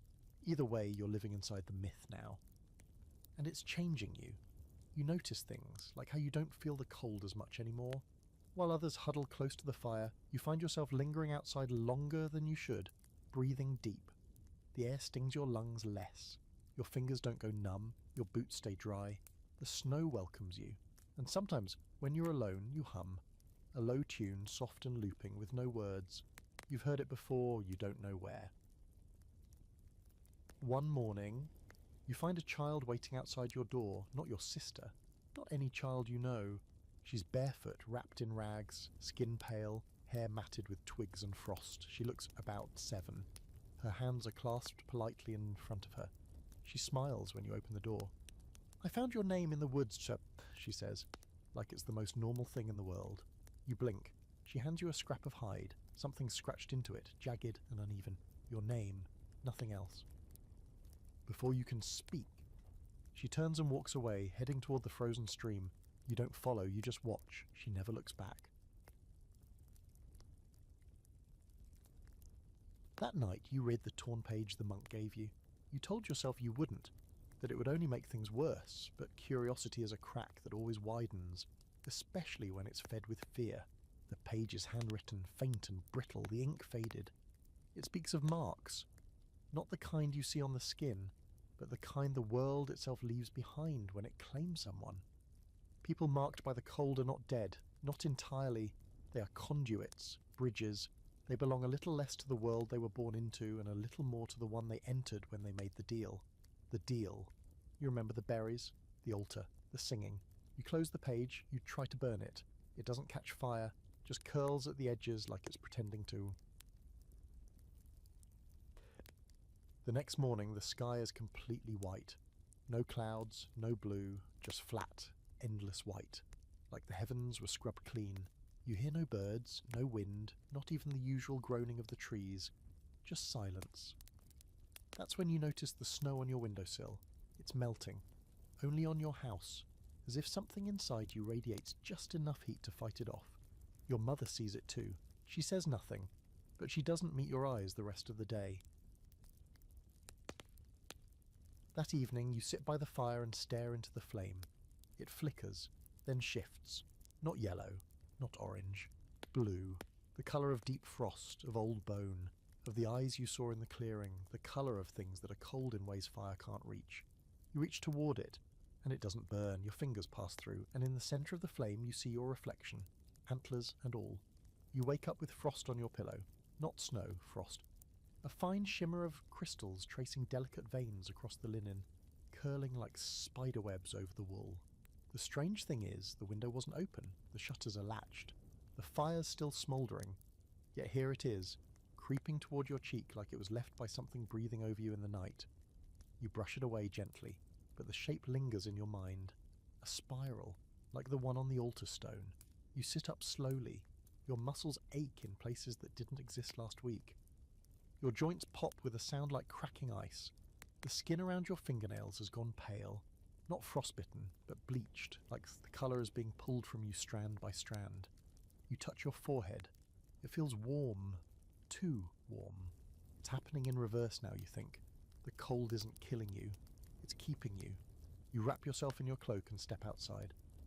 The air greets you like an old friend, bracing, clean, but not hostile. The wind swirls once and stills at your feet. You breathe it in. It doesn't sting anymore. It fills your lungs like steam. Your footprints don't stay in the snow. They vanish seconds after you make them. That's when you realize someone's waiting for you. Not a person, a merchant, or something pretending to be one. A cart sits just outside the chapel, covered in furs and old tarps, its wheels too large for the village's narrow roads. It creaks despite being still, and each creak sounds like a hinge straining under centuries. Behind it stands a figure dressed in a patchwork coat made of animal skins, bits of parchment, dried herbs, feathers, and what looks suspiciously like human hair woven into the seams. The figure's face is hidden under a long, pointed mask. No features, just smooth wood and two black holes for eyes. One antler curls out from the left side, the other snapped halfway through. You've seen that mask before, in the square, in the fire, in your dreams. He doesn't speak when you approach, just lifts a hand and beckons you forward. You hesitate, then step closer. Inside the cart are things you don't have names for. Bones carved with symbols that move when you blink. Vials of frozen blood, each labelled with dates that haven't happened yet. Candles shaped like people, some upside down, some hollowed out. And in the centre, laid on black cloth, is a bundle wrapped in waxed leather. You reach for it without knowing why.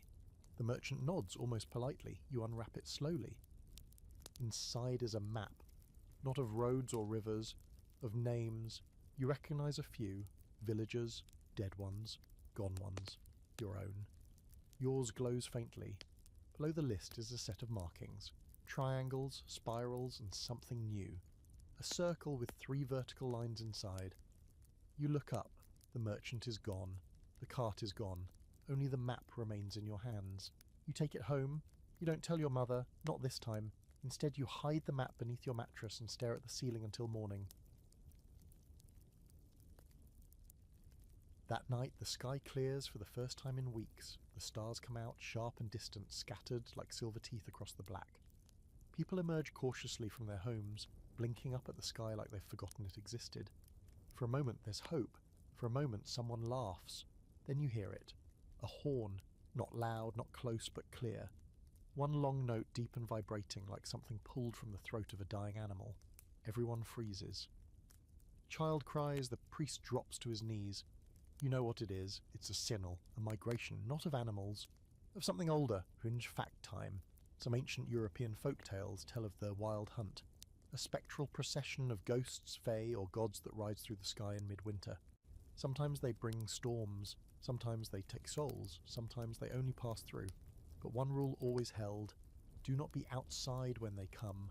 Everyone runs. You follow, herding your sister inside, bolting the door behind you. The wind rises like a beast startled from sleep, and the sky shifts. The stars begin to blur, streaking into trails that spin in unnatural patterns. The horn sounds again, closer now.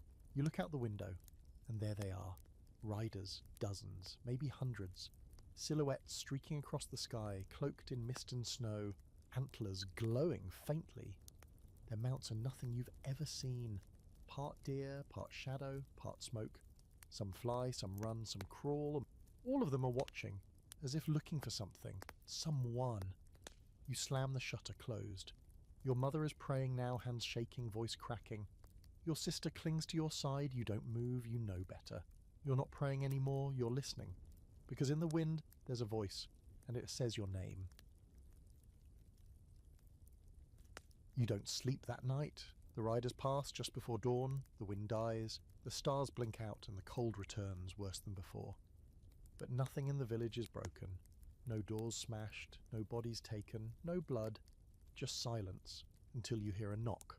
Not at your door, at the chapel, 3 times. Measured, polite. The priest doesn't answer, so you do. You walk into the chapel slowly, past empty pews and melted candles. The knock comes again. 3, then silence. You open the door. No one's there, just a package wrapped in fur. Inside, a book bound in skin titled in a language you can't read, but you understand it anyway. The Ledger of the Chosen. You don't take it home. You leave it on the altar. You stare at it for a long time, until your fingers twitch with the desire to turn the page. But you don't. Not yet. because you know that once you read it, something will read you back. You wait 3 days before you touch the book. Not out of discipline. No, you're not that noble. It's fear, the kind that sits behind your stomach and coils tighter every time you glance toward the chapel. Every time you imagine those stitched-together riders circling overhead, antlers like frozen branches scraping against the sky. Every time you remember the way your name sounded in the wind. So you wait. Let the snow pile. Let the cold push into your lungs like smoke. Let your hands tremble every time you pass a mirror and catch a flicker of something else in your reflection. Let your mother believe you're sick, your sister believe you're grieving, and the others believe you've come back a little less than whole. None of them are wrong. On the 4th day, you return to the chapel. The door creaks open without resistance, as if it's been expecting you. The air inside is colder than outside, which shouldn't be possible, but you've stopped arguing with the physics of this place. You're through the looking glass now, you're somewhere between the real and the remembered. The book is still on the altar, untouched, no frost on it, no dust, just waiting. You approach slowly as though it might bolt. Its cover pulses once under your palm like a heartbeat. You take a deep breath and open it. The first page is blank, the second too. Then on the third, words appear, etched into the parchment like they were carved from the inside. Those who are marked do not choose, they are chosen. What they do with the choosing is the only freedom they will ever know. You keep reading. Each page is a name, a date, a symbol. Sometimes a short sentence. Gave blood to save child, denied warmth to neighbour. Ate what was offered, refused to look away. Buried the wrong bone. You turn faster, hands growing colder with each turn, like the book is leeching something from you. Then finally you see it. Your name. In black, your date of birth. A drawing of a triangle split in the centre by a line, and beneath it one sentence. Returned the gift, delayed the hunger, not the cost. You don't know what it means. Not really, but you know enough to understand this. The cold doesn't give, it trades. Every survival is a subtraction elsewhere. Every offering is a delay. Every moment you steal from death, something else must pay the difference. You close the book. The skin crackles under your fingertips. You take it with you. Back home, the mood in the village is shifting. It's subtle, like a house settling before the floor gives out. People don't greet each other anymore. They pass silently, heads lowered, shoulders tight. The children are quieter too. The laughter's stopped entirely, and the air is heavier. Not colder, just thicker. Like it's waiting. You hear rumours. The family in the far hut gone. All of them. Vanished in the night. No blood, no footprints, no signs of struggle. Just their boots neatly placed by the hearth. A woman at the edge of town tried to flee, packed a sled, harnessed the last of her goats. She made it to the ridge before she was found, alive but babbling nonsense. Said she saw a man made of frost waiting for her at the tree line. Said he wore her husband's face. They had to tie her down. She's still screaming. And then there's the barn. 3 mornings ago, one of the boys, Thomas, heard a noise in the barn and went to check. Came back with his hair turned white, just stood there on his porch crying quietly. No one asks what he saw, but no one goes near the barn now either. They board it shut with iron nails and smear ash across the door. You walk by it once and feel something behind the wood. Breathing, slow, patient. Kunk. You try to go back to normal life, but what does that even mean? Your days are spent splitting frozen wood and melting snow for water. Your nights are long hours of silence, listening to the fire, watching your breath fog in the day, and every night the fire burns blue. Your mother doesn't mention it. Your sister stopped seeing it altogether. You're not sure if that's better or worse. One night you dream again. This time you're walking through the village, but it's empty. The snow is clean, untouched. The doors are wide open. Inside each home a fire burns, but no one's there to tend it. Smoke pours up into a black sky where no stars shine. You walk alone, barefoot, unfeeling. As you pass each house, you hear whispers from the walls. It was your turn. You didn't pay enough. Debt walks on 2 legs. You reach the chapel. The door opens by itself. Inside, the altar is covered in bones, all rabbit, all arranged in the shape of a crown. You wake up screaming and find your hands are covered in frost. The blanket is shredded. The window's open. But you never got out of bed. Fringe fact. In medieval Europe, there was a persistent belief in night wanderings. The idea that certain people, especially those marked by supernatural encounters, would unknowingly rise from their beds and carry out actions during the night. Sleepwalking was feared not as a medical issue, but as spiritual possession. In some regions, sleepwalkers were staked in place with iron pins, or locked in rooms with salted doorways. They weren't afraid the person would leave, they were afraid of what might come back. You start tying your ankle to the bedpost with rope, just in case. On the 7th night after you first open the book, the voice returns. Not outside, inside, soft, familiar. It uses your father's voice first, then your own, then something else. The ledger is not a record, it is a menu. You clutch your ears, scream into the silence. Your mother rushes in, her eyes wide with panic. You're standing in the centre of the room, the book in your hands, and your breath is frozen mid-air. She slaps you once, you come back, the fire is out. You relight it with your bare hands. The flames turn blue immediately. Your mother doesn't look surprised anymore. She just weeps. You think about running, but where? The forest is death. The mountain pass is frozen. The roads are watched. And the horn has sounded again, this time closer, this time underneath. You feel it through the floorboards, like something old and buried is stirring. Digging up. That night you return to the chapel. The book is back on the altar. Open. A new page has appeared. No name, just a question. Would you rather be the collector or the collected? And in the corner of the page, a quill, dripping something red, not ink and not blood, something colder, thicker. You pick it up, your hand doesn't shake, not anymore. You draw a triangle, inside it, you write your name. And the book closes itself. You don't feel different at first. The morning after you sign your name, you wake to the sound of wind whistling past the shutters, the smell of weak onion broth from the hearth, the usual creak in the roof beam that you've always meant to fix. Nothing is glowing, nothing is chanting, the walls haven't bled, and for a brief treacherous second you wonder if it was all a dream. But then you notice your breath. You exhale into the morning air and there's nothing, no fogu, no puff of steam. You hold your hand in front of your face and blow again. Still nothing. The room is freezing. Your mother's got on 3 cloaks and still huddles near the hearth. But you, standing there in your linen shirt and bare feet, feel nothing at all. No heat. No cold, just stillness. It's like your body has forgotten what warmth is. You dress slowly, like you're playing a part you're still not sure about.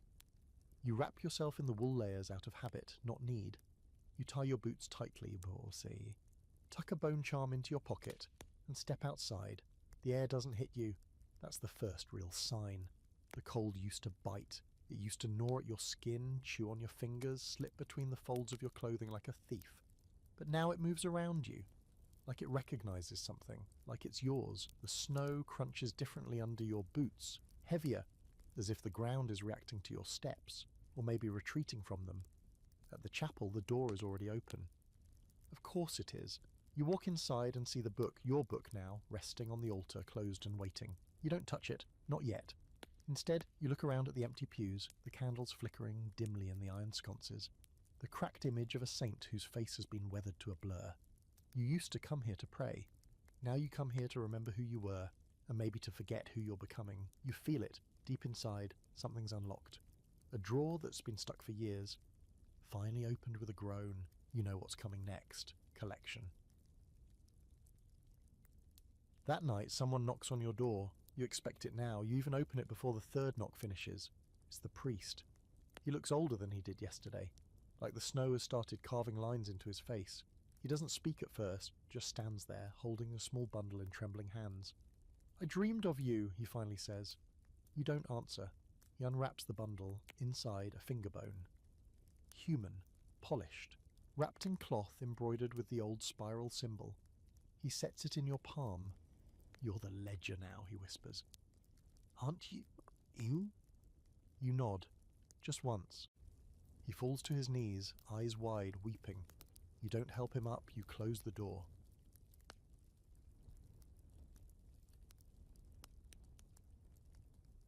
The village doesn't resist. Not yet. Not when the first name is read. It's spoken aloud from the chapel pulpit, even though no one has stood there in weeks. You don't remember climbing up, but you're there now. looking down at the crowd as they shuffle in, drawn like moths to frost. You say the name. Eleanor Fane. A woman near the back gasps. She's old, almost too old to walk, lived in the farthest cottage near the edge of the woods, known for hoarding what she could, for letting her neighbour's baby freeze when she had blankets to spare. No one defends her, she doesn't cry, she only bows her head. You hold out your hand, she rises without needing to be told, walks slowly to the altar. You reach beneath it and pull out a crown of bone. 3 points, always 3, you place it on her head. She vanishes, not in a flash, not in a scream, just gone, like she was never there.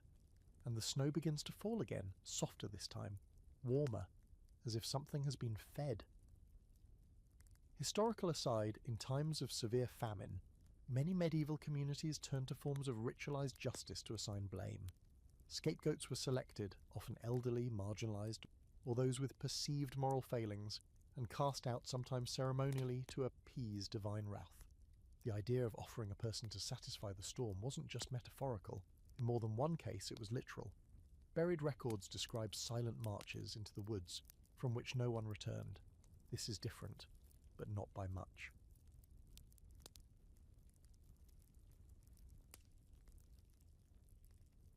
The next day, a child brings you another name, scrawled on birch bark tied with a strip of old fur. No explanation, no sender. You don't recognize the name, but the book does. It opens to a new page when you lay the bark inside. The triangle appears, the lines burn into the paper, then fade. You speak the name. The person steps forward. No resistance. You wonder if they've been dreaming too. You try not to think of it as execution. You call it balance, because since it started, the cold has stopped taking its own. The skies have cleared, the wind has slowed. No more singing, no more footprints, just names and your voice. You've become something like a judge, or maybe just a butcher with better robes. Either way, the village follows. They survive. For now. You wake one morning and find a letter nailed to your door. No handwriting, just a symbol. 3 lines in a circle. And a smear of red. It's not blood, it's warm, you don't open it. You already know what it says. The cold is satisfied. But only for now, it wants more, wider, farther. It wants elsewhere. And you, lucky thing that you are, you're not just the ledger anymore. You're the collector. Fringe belief time. There are legends, mostly forgotten now, of people who acted as emissaries for forces beyond reason. Called tithers, they were believed to carry out cold bargains, choosing lives to protect towns, valleys, kingdoms. Sometimes they were rewarded with long life. Sometimes they disappeared when the last name was taken. Sometimes they became the winter itself. You read that in a footnote once. Now, it reads like prophecy. You stare out your window at the snow-drenched world and wonder which village will be next, because the snow is falling in a perfect triangle. The map reappears the next morning. You don't find it tucked in a drawer or laid politely on your doorstep this time. No, this time it's nailed to the inside of your door, as if it placed itself there while you were sleeping. The parchment is older now, darker, cracked at the corners, but the symbols are clearer than ever. A triangle, drawn in heavy ink, centered right over your village. A thin line leads from it, curling like a frost trail down the edge of the map and pointing to a new mark. Another triangle, another settlement, another winter. The message is clear. It's time. You don't pack much, there's no need. The cold doesn't bother you and food means little now. You bring the ledger, a pouch of salt, a bone knife wrapped in cloth and a bell on a string which you don't remember acquiring, but can't seem to leave behind. Your mother says nothing when you go. She stands in the doorway with her hands folded, eyes hollow, as though she knew this day would come. Maybe she did. Maybe every mother does when she realizes her child doesn't belong to her anymore. But to the world, or something colder. Your sister hugs you once, hard, and presses a rabbit's foot into your palm.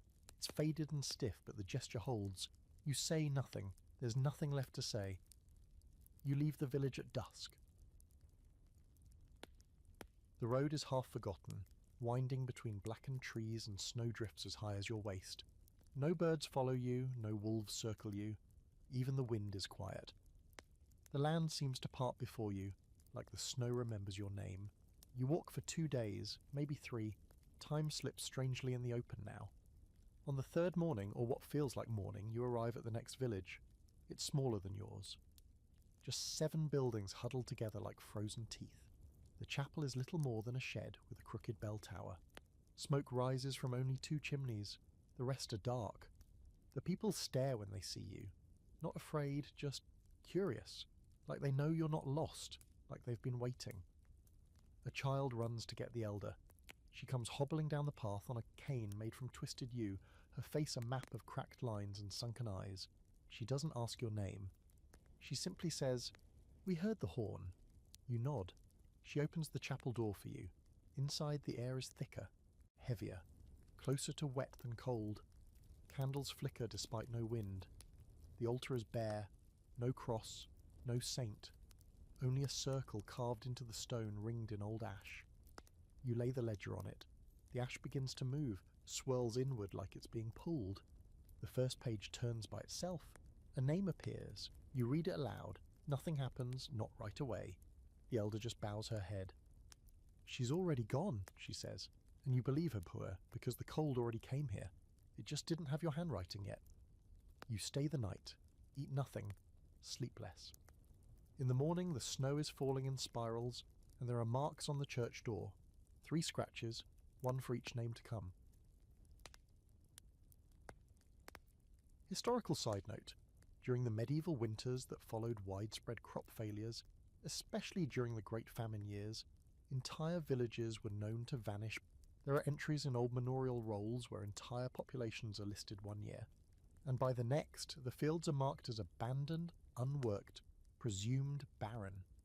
Historians blame starvation, plague, or flight, but local legends almost always blame the cold. Not just the weather.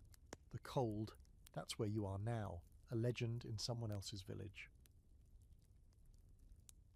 You go door to door, not as a beggar, not as a priest, as a harbinger. Some try to bribe you. Food, trinkets, One man offers his own son in exchange for his name being spared. You tell him that's not how it works. The cold doesn't deal in trades anymore. Only balance. You call 3 names. They come, one with pride, one with fear, one in silence. You do what must be done. The snow clears, the wind dies, and for a few days the village breathes again. They feed you warm broth on the last night. You don't need it, but you drink it anyway, out of courtesy, out of ritual, out of the last scrap of you that remembers what human means. Then the map reappears. You don't carry it anymore. It comes to you. All was nailed to a door or folded into your pocket or drifting from the sky like a snowflake too heavy to float. Another triangle, another village, another horn, already blowing somewhere just beyond the tree line. So you walk, and you walk, and you walk, and the road becomes familiar, because you've walked it before. Because maybe this is the 4th time, or the 5th, or the 100th time slide sideways when you live between seasons. Fringe belief time. There are entire oral traditions, almost lost to time, that speak of snowmen who aren't made of snow at all, not in the friendly carrot-nosed way. These were said to be pale walkers, marked by frost with eyes like fogged glass and feet that left no prints. They came in 3s, always 3s, 1 to choose, 1 to record, 1 to collect. Some stories say they were once human, others say they never were. Some say they still walk, only now they wear different shapes, cleaner shapes, softer voices. You wonder which one you are, the ledger, the quill, or the knife, maybe all 3, maybe none. In the next village, they already know you're coming. They've built a pyre at the centre square, laid their bones bare, written their names on parchment, and left them under stones. You walk in without speaking, they kneel without being told.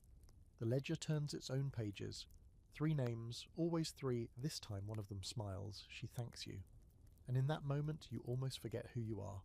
Almost, until she vanishes, until the wind shifts, and the snow falls in slow, deliberate spirals again. You sleep under a collapsed barn that night. Your dreams are thick with symbols, circles inside triangles, spirals made of names you've spoken. A crown of bone with a new point added, 4 now, not 3. When you wake, the bell is ringing. Not in the village. In your chest is time again, time to walk, time to choose, time to remember. But you can't. Not everything. Because memories are the toll, and you've been paying longer than you thought. You look down at the map. The lines are spreading now. Dozens of triangles. A web of frost stitched across the land. And at the centre, one name. Yours. Written in ink that never melts. You begin to understand the rhythm of it, the pattern, the weight of footsteps on frozen soil, the way the cold thickens in the hours before a name appears. The ledger doesn't speak, but it's not silent either. It breathes in a way. It inhales suffering and exhales survival, page by page, name by name. You've stopped questioning it. That part of you was buried long ago, somewhere between the third village and the first time a child smiled when you spoke their name, like it meant release instead of erasure. The next village is already broken when you arrive. Fences torn down, homes left half open to the wind, ash from burned furniture scattered like black snow. No one greets you, the chapel is missing a roof, and the steeple lies across the path like a felled tree rotting beneath a blanket of frost. But they're here. You see them, dozens of them, huddled in a cellar, clutching what warmth they can find, eyes sunken, skin drawn tight over bone. One woman holds a lump of bread like a newborn. A man rocks back and forth, mumbling to himself. The air stinks of damp wood and boiled roots. When they see you, some weep, some bow. One spits at your feet. You don't react. Not anymore. You've learnt that grief takes many shapes, and some of them scream. You lay the ledger onto a crate. It opens without your help. 3 names appear, burned into the parchment like they've always been there. One of them is a child, the youngest, you hesitate. For the first time in you don't know how long. Your hands tremble, it doesn't go unnoticed. The elder, a hollow-eyed woman with fingers like claws, steps forward. I'll take her place. You stare, so does everyone else. I'll go, she repeats, voice steady. Just let her stay. You reach for the ledger, turn the page, wait. Nothing changes. The names don't shift. No exchange is made, because that's not how this works. You shake your head. I don't choose, you say. Only speak. She nods. One tear slides down her cheek. Then she kneels. The others follow. The child steps forward, holding a single coin. She offers it to you with both hands. You don't take it. You simply touch her forehead. And she disappears. No pain, no sound, just gone. The other 2 follow, and the snow outside begins to fall gently again. That night, you bury the coin she tried to give you, under a tree that isn't quite dead. The bark peels like skin. You whisper something you don't remember learning, a blessing or a farewell, or maybe just a pause between guilt and obligation. The wind doesn't answer, but it stays still while you speak, which is enough. Fringe fact of the night. In some alpine regions during the Middle Ages, it was believed that those taken by winter, especially children, could be brought back during certain or solstice nights, but only if a silver coin was buried beneath the roots of a living dead tree, one that had frozen without losing its leaves. The belief wasn't about resurrection, not exactly, more like permission, a temporary visit. But the price was always the same. Someone else had to take their place. No one wrote down who decided that, but the trees remembered. And the cold always keeps score. The ledger grows heavier as you carry it from village to village, not just in weight, but in gravity. It pulls at you now, like it wants to open, like it has things to say. You start seeing names before they appear, start hearing them in the silence between thoughts. You pass through places that aren't on the map, old ruins, forest clearings, frozen lakes with footprints leading into the centre and not back out. Sometimes you find bones beneath the snow, laid in spirals, left with teeth facing up. Once you find a mirror nailed to a tree. Your reflection blinks out of sync, smiles too wide. You break it, it still watches you. One morning you wake to find yourself inside a barn you don't remember entering. The ledger is open on your chest. Your name is written again, but this time it is not a line item, it's a chapter title, and below it, a question. When do collectors get collected? You close the book, but the question stays. You carry it with you into the next town. and the next, and the next. You've lost track of time completely now. The sun still rises, but it feels artificial, like a stage light, flickering over the snow. The stars are wrong. You recognise constellations that shouldn't exist, patterns made of 3 points, always 3, moving across the ski like slow-burning embers. The world is changing, or maybe just revealing itself. You wonder how many collectors came before you, if they walked these same roads, if they questioned the pattern, if they disappeared when they tried to break it. You wonder how many tried to choose no one, to read the name and stay silent. You wonder what happened to them. Then one night it happens. You reach the next village, a collection of 8 homes near a frozen bay, and find no people, not even bones. Just one child, sitting in the snow drawing circles with a stick. When she sees you, she smiles. I've been waiting. She takes your hand and leads you to the centre of town. There's a stone well, frozen shut, a bell above it. She rings it 3 times. From the snow emerge the others, not villagers, not dead, not human. Figures made of shadow and ash, wearing masks carved from ice. No eyes, no mouths, just spirals. They surround the well, hands joined. The child nods at you. It's your turn, she says. To choose? She shakes her head. To be named. You open the ledger. There's only one name, yours. Below it, 3 symbols. A crown, a flame, a spiral. You kneel. The book begins to close. But before it does, you speak. Not yet. The wind howls, the shadows pause, and the ledger hesitates. You open your eyes. The snow falls upward, and for the first time since the first name was read, you refuse. The refusal doesn't echo. It hangs, suspended in the frozen air like a breath held too long. The snow continues rising, lifting around you in weightless spirals, defying gravity, time, and whatever natural law still survives out here in the brittle crust of this half-frozen world. The child stares at you, stick dangling forgotten in one hand, eyes wide. Not with fear, but with something close to recognition.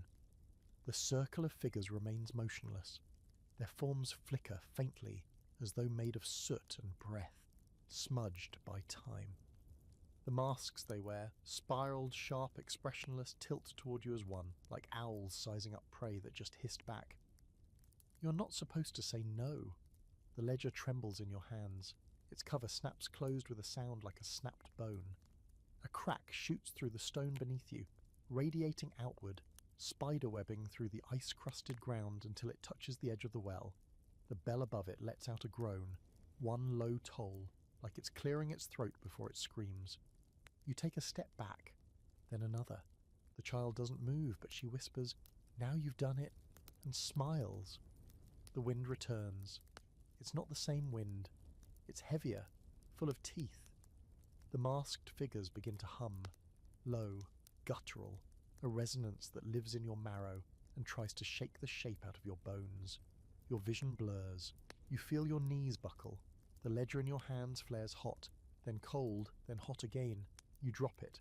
It hits the snow and doesn't fall through. It floats. Pages flap like wings, and a new one opens, your name again. But below it, not a sentence, a list of every name you've read, and beside them, small tally marks. Most have 3, some have 4, one has 7. You don't know what they mean, you don't want to know. You reach out, shaking, and touch the page. The wind stops, the humming halts, the bell silences, and the figures disappear. Just like that, like they were never there, all except the child. She stands beside you now, no longer drawing in the snow. She looks up. You're not the first, she says, but you're the first to stop. You try to speak, to ask what she means, to say something wise or brave, or maybe just coherent, but your voice doesn't work. She places her hand on your chest. You still have a name, she says. You just used it. Then she too fades, not disappears, fades like a candle when you close your hand around it, and you are left alone in the circle. The well, the bell, the ledger, still open, floating gently in the air like it's thinking. You pick it up, it doesn't resist.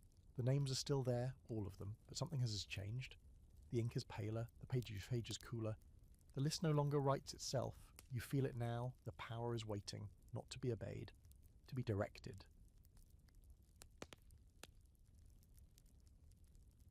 You walk. No destination this time, no triangle on a map, no scratch symbol on a door. You walk with the ledger beneath your arm and the wind trailing politely behind you, no longer trying to pull the breath from your lungs. Villages pass in silence, some ruined, some intact, some with the strange, fragile stillness of a place that has witnessed too much and chosen to forget. In one, you find a woman who speaks in nothing but riddles. In another, a church bell is tolling with no one to ring it, and in a cave near a frozen cliffside, you find a fire that never goes out, even in the wind. You don't read names anymore, you listen for them. And when the cold tries to offer you its voice, its knife or its crown, you refuse every time. And every time the cold pulls back, a little more confused, a little less certain. Because this isn't how the story goes. You are supposed to become, not choose. Fringe belief time. In some northern folk tales, especially from pre-Christian cultures, there are stories of the false winter, a season not ruled by weather, but by habit. A ritual passed down so long no one remembers the original reason for it. In these stories, it's not the frost that kills people, it's the belief that frost must kill, that the names must be read, that someone must always pay. But in a few rare versions, someone says no, and the cold, without instruction, simply leaves until the next person forgets. You reach a village buried in ice. You don't know the name of it. No one does. Only 4 people remain. They live in silence. No speech, no names, no fire. But they look at you, they see the ledger, they wait. You open the book, the page is blank, you wait. Still blank, no names appear. They do not ask for warmth. They do not beg for mercy. They simply exist. You close the book, you leave it on the chapel altar, you walk away. The cold follows you for a while, then it doesn't. You find the road again, an old one. You've walked it before, maybe when this all began, or maybe it's just your memory wearing a different coat. At the fork you stop. You open the ledger one last time. There is one final page, only one.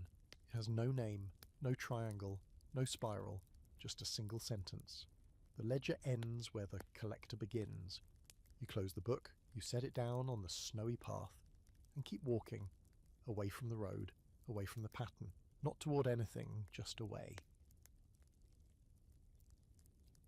Later, long after the sun has hidden itself behind the world, you feel something stir beneath your ribs. Not cold, not fear, just absence. The space where the ledger used to be, where the names used to live. It's quiet now, empty, but maybe that's what hope feels like, at least in winter. You don't look back, because you know what happens to people who do. You walk until the snow fades to frost, until the frost fades to earth, and then you walk farther still. You begin to forget what snow sounds like underfoot. The crunch fades first, then the way it gives, that subtle softness beneath the weight of your boots. Now it's soil, hardened, cracked, but real. The path has changed. The ground beneath you is a patchwork of frozen mud and half-thawed moss, and for the first time in months, maybe years, you catch the scent of something other than wood smoke and cold iron. Earth. It smells like rot and rebirth. The trees are different here too, less skeletal. Their bark isn't split with the frost, and their limbs don't groan like dying men. Some even have leaves, dry, brown, clinging stubbornly to the tips of their branches. You pass under them like a ghost, waiting for the crunch of pursuit behind you, for the wind to rise and accuse you of walking away. But the wind stays still. The silence, for once, isn't threatening. It's waiting. Your body has changed. You notice it more now in the warmth. Your limbs are leaner, stronger, but foreign, like someone else grew them. You flex your fingers and watch them move, slow and deliberate. The fingernails are darker. Your veins look black beneath the skin. You press a hand to your chest just to check. The second heartbeat is gone. You are your own again. Whatever bargain was struck, broken, paused, rerouted, it's done with you. For now, but you still carry the memory of it. Not like a story, not even like a scar. It lives in your posture, in the way you scan the trees without thinking, in the weight behind your silence when you meet a stranger's eye. Because people know now. They feel it, even if they don't understand it. You reach a settlement just before dusk, not a village, too small, maybe a hamlet. 5 homes and a communal hall built low and wide, with a slanted roof and smoke that smells of dried herbs. The people here are tired but not desperate. Their eyes are cautious, not hollow. You're not what they expect. You knock gently. You offer no name. They let you in anyway. You sit near their fire and accept the cup of thick broth they offer. The warmth blooms in your stomach like sunlight against skin. A boy stares at you from behind his mother's shoulder. He has eyes like early frost, pale, sharp, and knowing. You nod once, he nods back. No words pass between you, but a message does. I see you. I know what you were. And I forgive you anyway. You sleep on the floor beside the fire. No dreams, only warmth.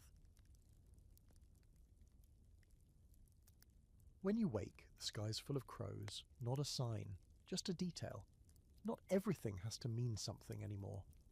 You thank your hosts and move on. They don't ask where you're going. You couldn't answer even if they did. You just know it isn't backward. Not back to the ledger, not back to the snow, not back to names. A few days later, you reach a river. Wide, slow-moving, edged in thawed moss. The ice hasn't touched it yet. You crouch beside it, stare into your reflection. The antlers are gone. The hollow in your eyes has softened. You smile experimentally. It looks wrong. You try again. It looks better. Still not yours, but close. You decide to follow the river south. It feels like a good direction. Along the banks you see things. Markers, not symbols, real signs of life. Abandoned farms with herbs still hanging from beams. Old wheels half buried in soil. A child's mitten, soaked and frozen to a stump. Proof that others have come this way long ago and maybe made it. You find a boot print, still fresh. Someone else is walking, you follow, not out of duty, out of curiosity. You miss that. Fringe belief time.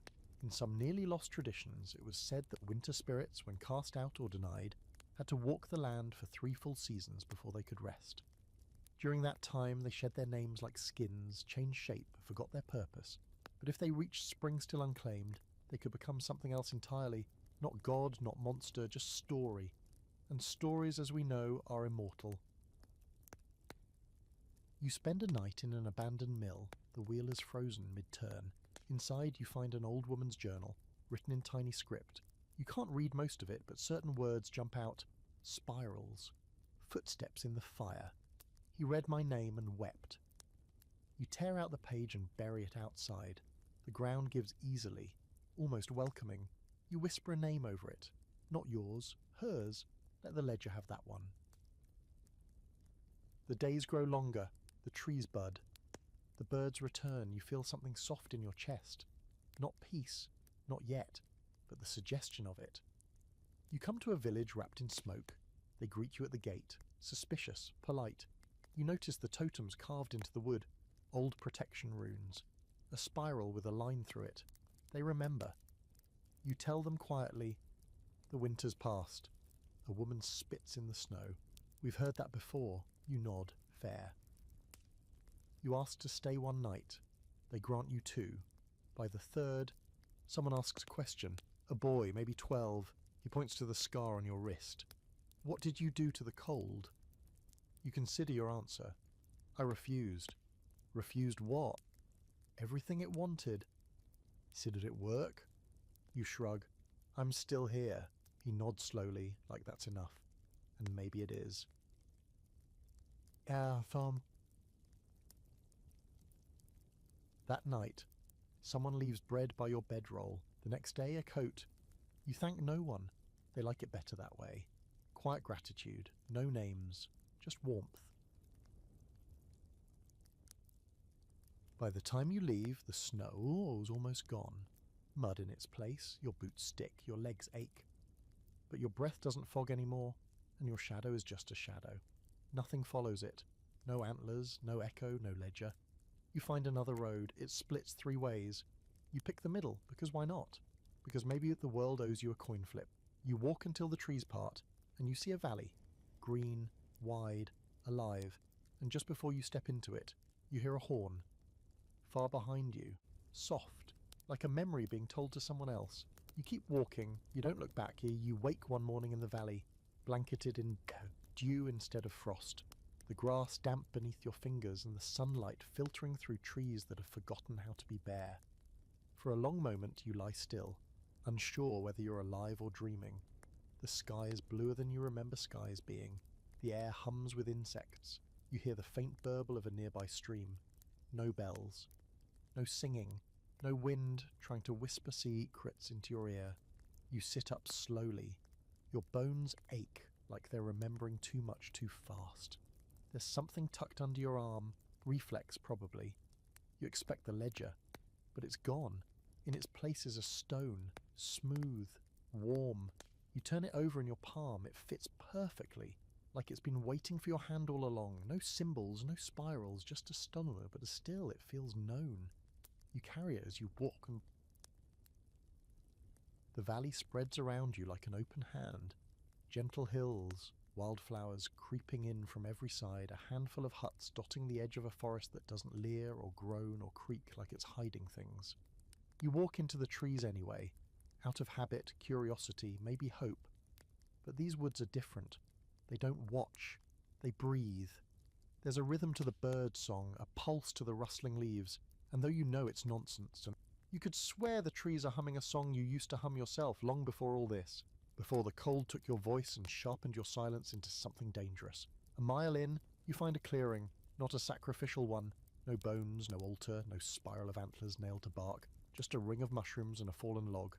You sit, because that's what you do when you find a circle like this. You sit, and you wait. You don't know what for, but the stillness here feels holy. The stone in your hand begins to pulse, not glow, not shake, just a subtle warm rhythm, like a second heartbeat, your second heartbeat, the one you lost. You look up and someone is sitting across from you, not appearing, just already there. A figure cloaked in brown, skin weathered, eyes bright. No antlers, no frost, just a walking stick and a satchel. They tilt their head at you. Are you done walking? They ask. You don't answer right away, because you don't know. Because maybe that's not the right question. They smile gently like they expected that. Not every collector stays collected, they say. Not every story ends with silence. You want to ask what they mean, but you've learnt the shape of answers like this. They arrive when they're ready, so you say nothing. You place the stone between you. The figure nods once, satisfied. Then we'll begin again. That night you stay in the clearing. A fire appears. You don't start it. The figure vanishes. You don't see them go. And in the flames you see things, not memories, possibilities. A cottage with smoke curling gently from its chimney. Children running through spring grass, chasing crows. A shelf of herbs carefully labelled. A hand, yours, planting something in dark soil. No frost, no spiral, just warmth, just choice. Fringe fact. There's an obscure piece of Slavic folklore that speaks of forest sleepers, those who survived a pact with winter, by finding a place where the seasons could not touch them. These sleepers were said to wake once the land remembered how to grow, and they would become healers, midwives, or guides for those who had forgotten the way. The stories insist they always carried something in their palm, a token of the bargain they refused. You have that now, a stone, a memory, a refusal.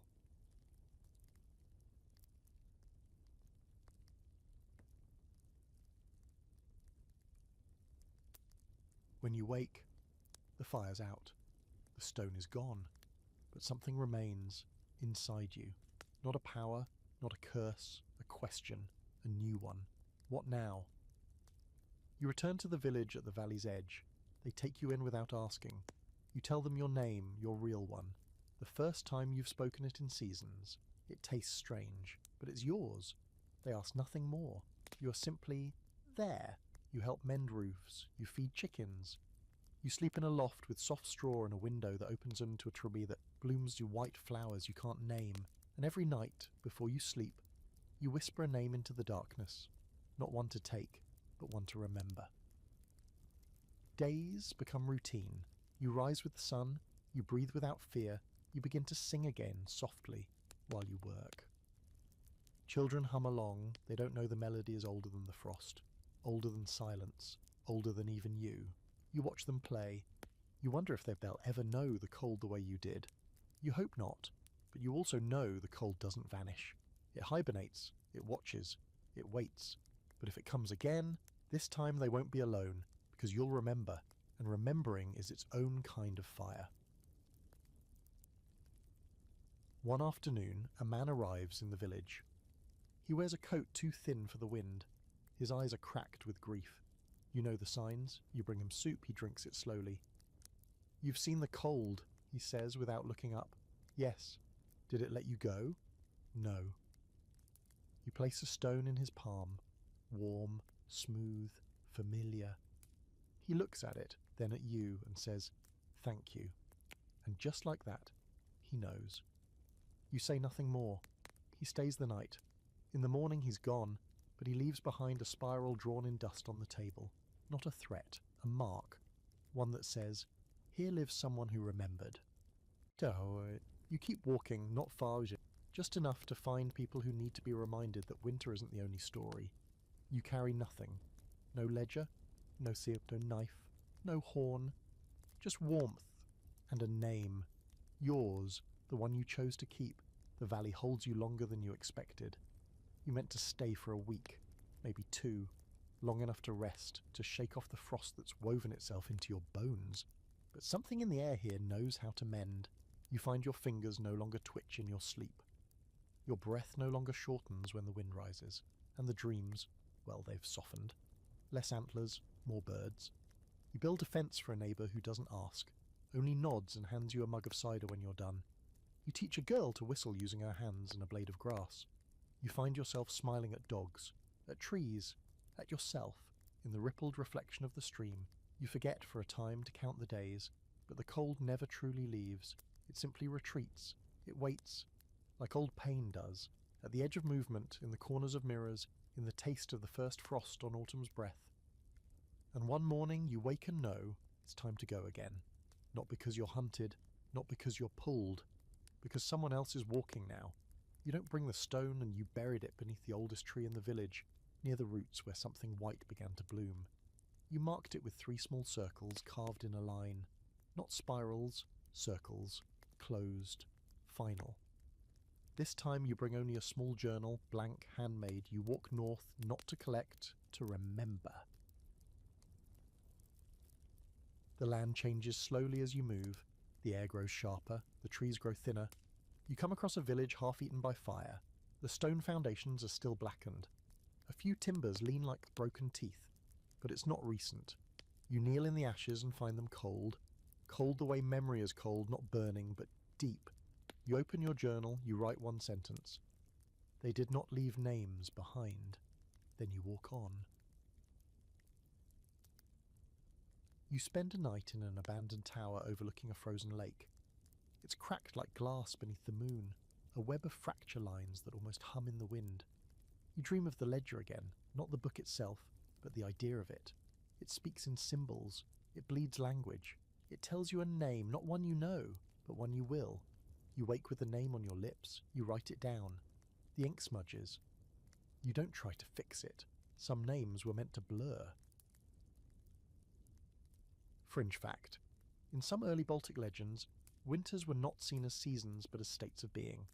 The third winter, as they called it, was believed to be an awareness, a kind of possession, that came over travellers who wandered too far, too long, and forgot the sound of their own name. These travellers were said to whisper in languages no longer spoken, and to carry books with pages made of bark and breath. When they returned to their villages, they brought stories, or silence, sometimes both. You're walking into that legend now, only you still remember your name, for now. On the 5th night of travel, you meet someone on the road. A woman alone dragging a sled with no visible weight. She wears boots stitched with bone thread. When she sees you, she smiles. Not kindly, not cruelly, just knowingly. She nods. You nod back. No words pass between you, but you know what she is. Collector. Newly chosen or long in service, it's hard to say. Her eyes are rimmed with pale rings and her breath forms spirals in the air. You want to stop her, to warn her, to say, "Sir, there's a way out." But you remember what it felt like. The silence, the purpose, the rhythm of frost under your feet. And you know she has to walk it, not escape it. You press your journal into her hands. "I'm done writing in this one," you say. She doesn't open it, but she tucks it into her coat just above her heart. then continues on. You watch her go, and when she vanishes over the ridge, the wind hums a tune you didn't know you remembered. You sleep that night beneath a pine tree shaped like a question mark. Fitting, you dream of a child drawing spirals in the snow, but this time when she looks up she's laughing, not because she's mocking you, because she's free, because you set her free. In the morning, you come across a town too new to be on any map. The people here don't flinch when they see you. Some of them wear charms shaped like triangles, others wear nothing at all. You ask them about winter. They tell you it hasn't come yet, but they're ready. They point to a building on the hill, a school. Inside, you find a group of children gathered around an elder with ash-coloured hair and warm eyes. She's telling a story. You pause in the doorway.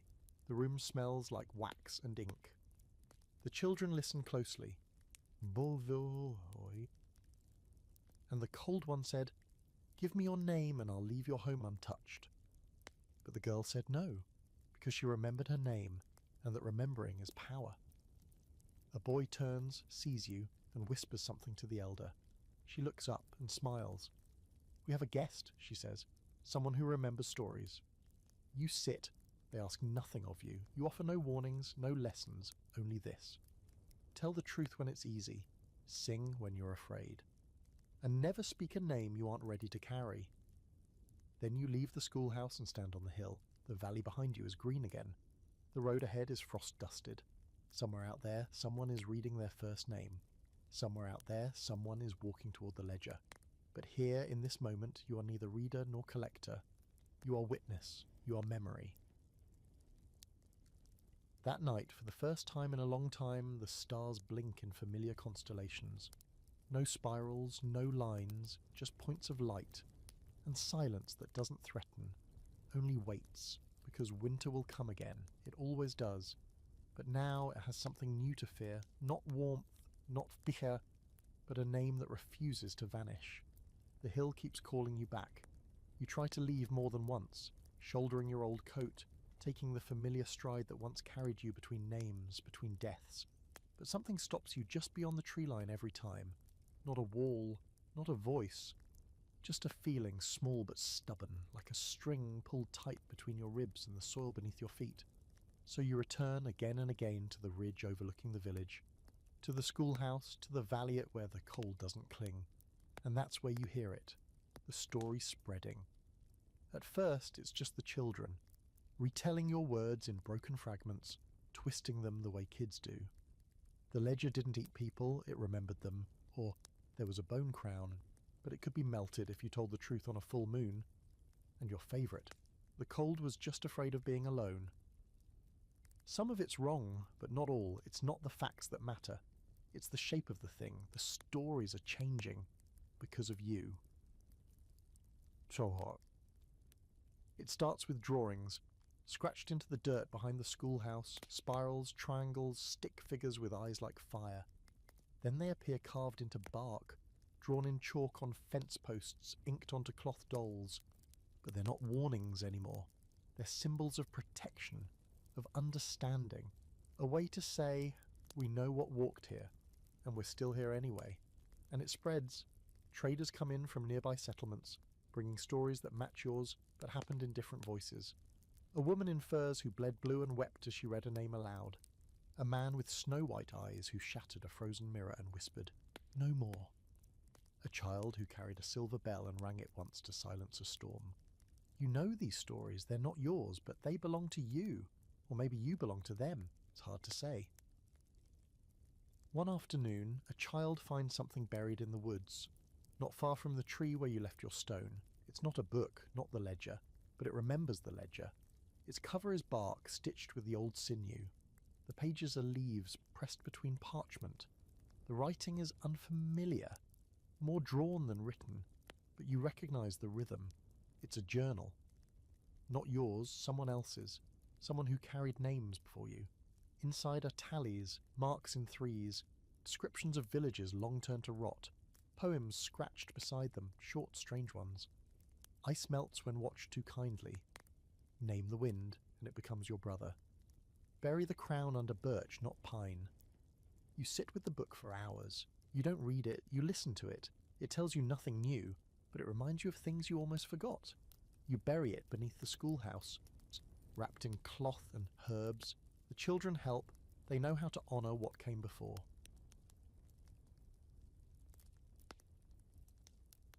Fringe belief? There's an obscure Icelandic tale, barely a footnote in a crumbling collection, about the fifth winter. Not a season of snow, but a season of truth. It was said to come only once every 1,000 years, when the cold grew too clever, too hungry, and had to be taught its place. The fifth winter wasn't fought with fire or iron, it was fought with memory. The people lit no torches. They spoke no names. They simply remembered every wrong the cold had done, every cost it demanded. And when the cold came for them, it found its reflection in their stories, and left. You wonder if you've lived through that, or caused it, or just stumbled in at the right time.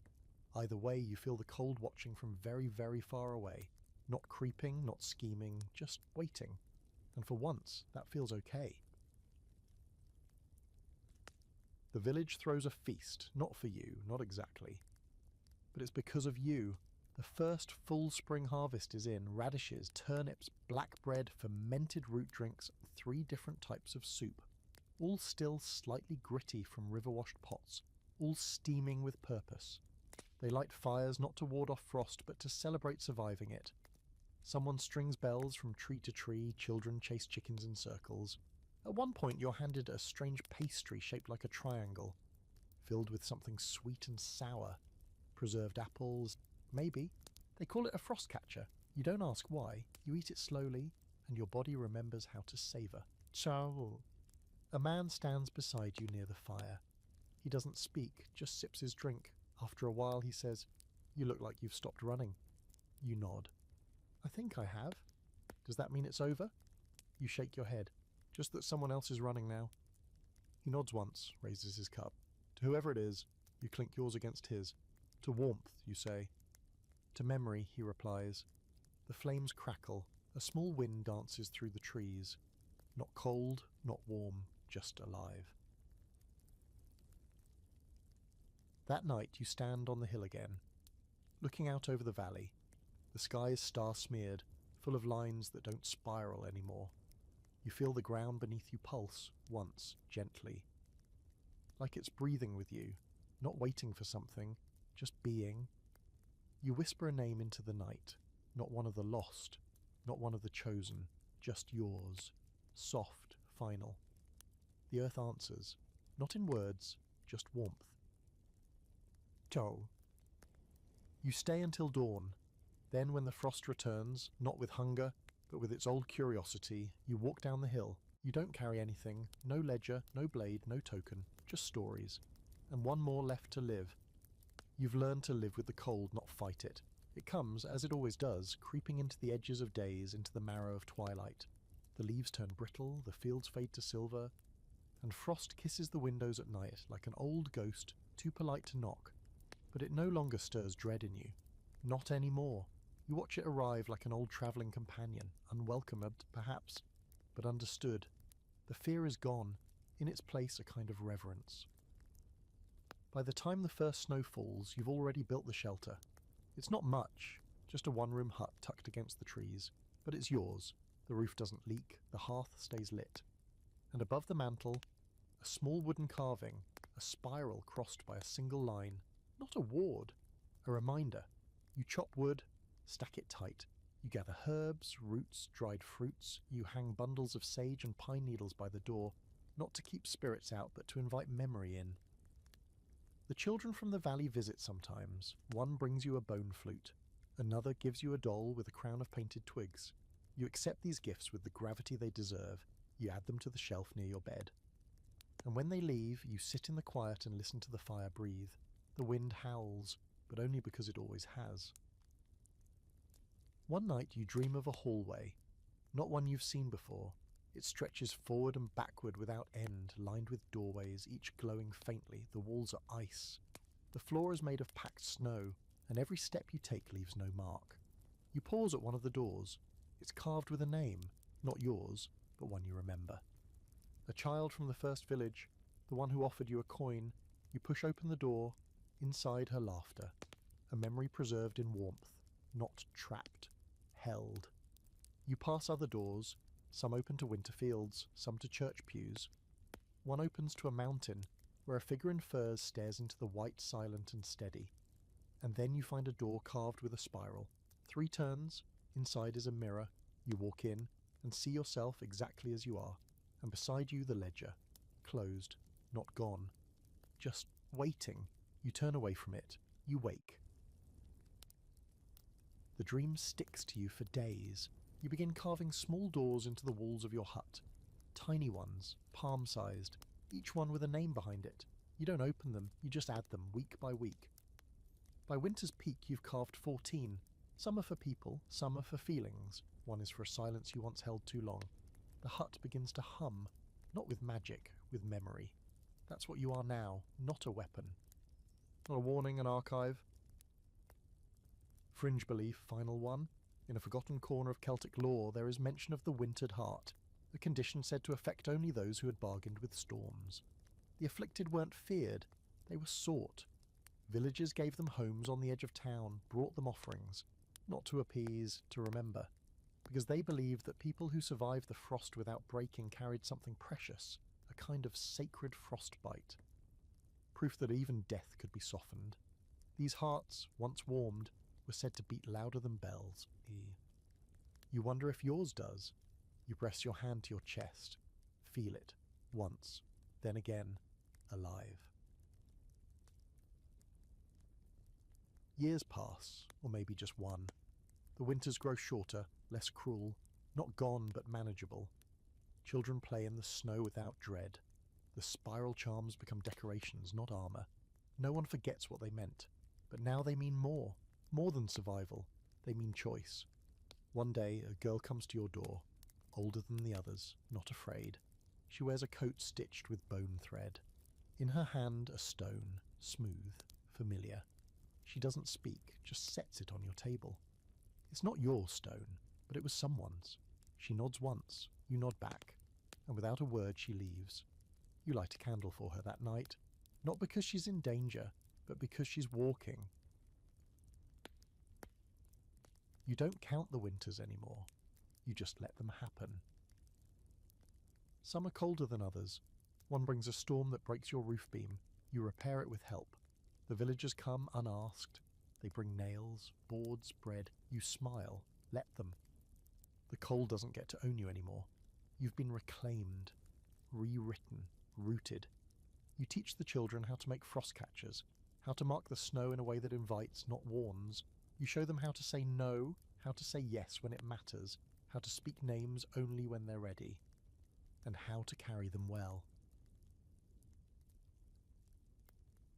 One morning you wake and find a circle in the snow outside your door. No footprints leading to it, just the shape, perfect and still.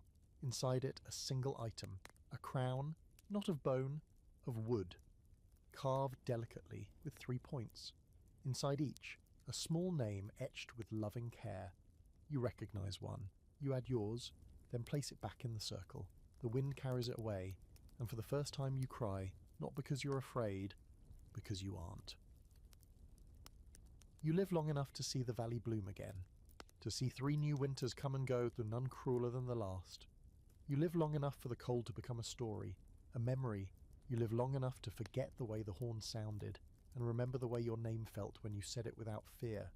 You live long enough to rest, to lay down beneath the tree that grew from where you buried the stone, and fall asleep without worry, without watching the window, without checking the wind.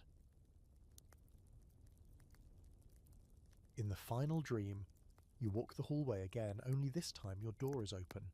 Inside, firelight.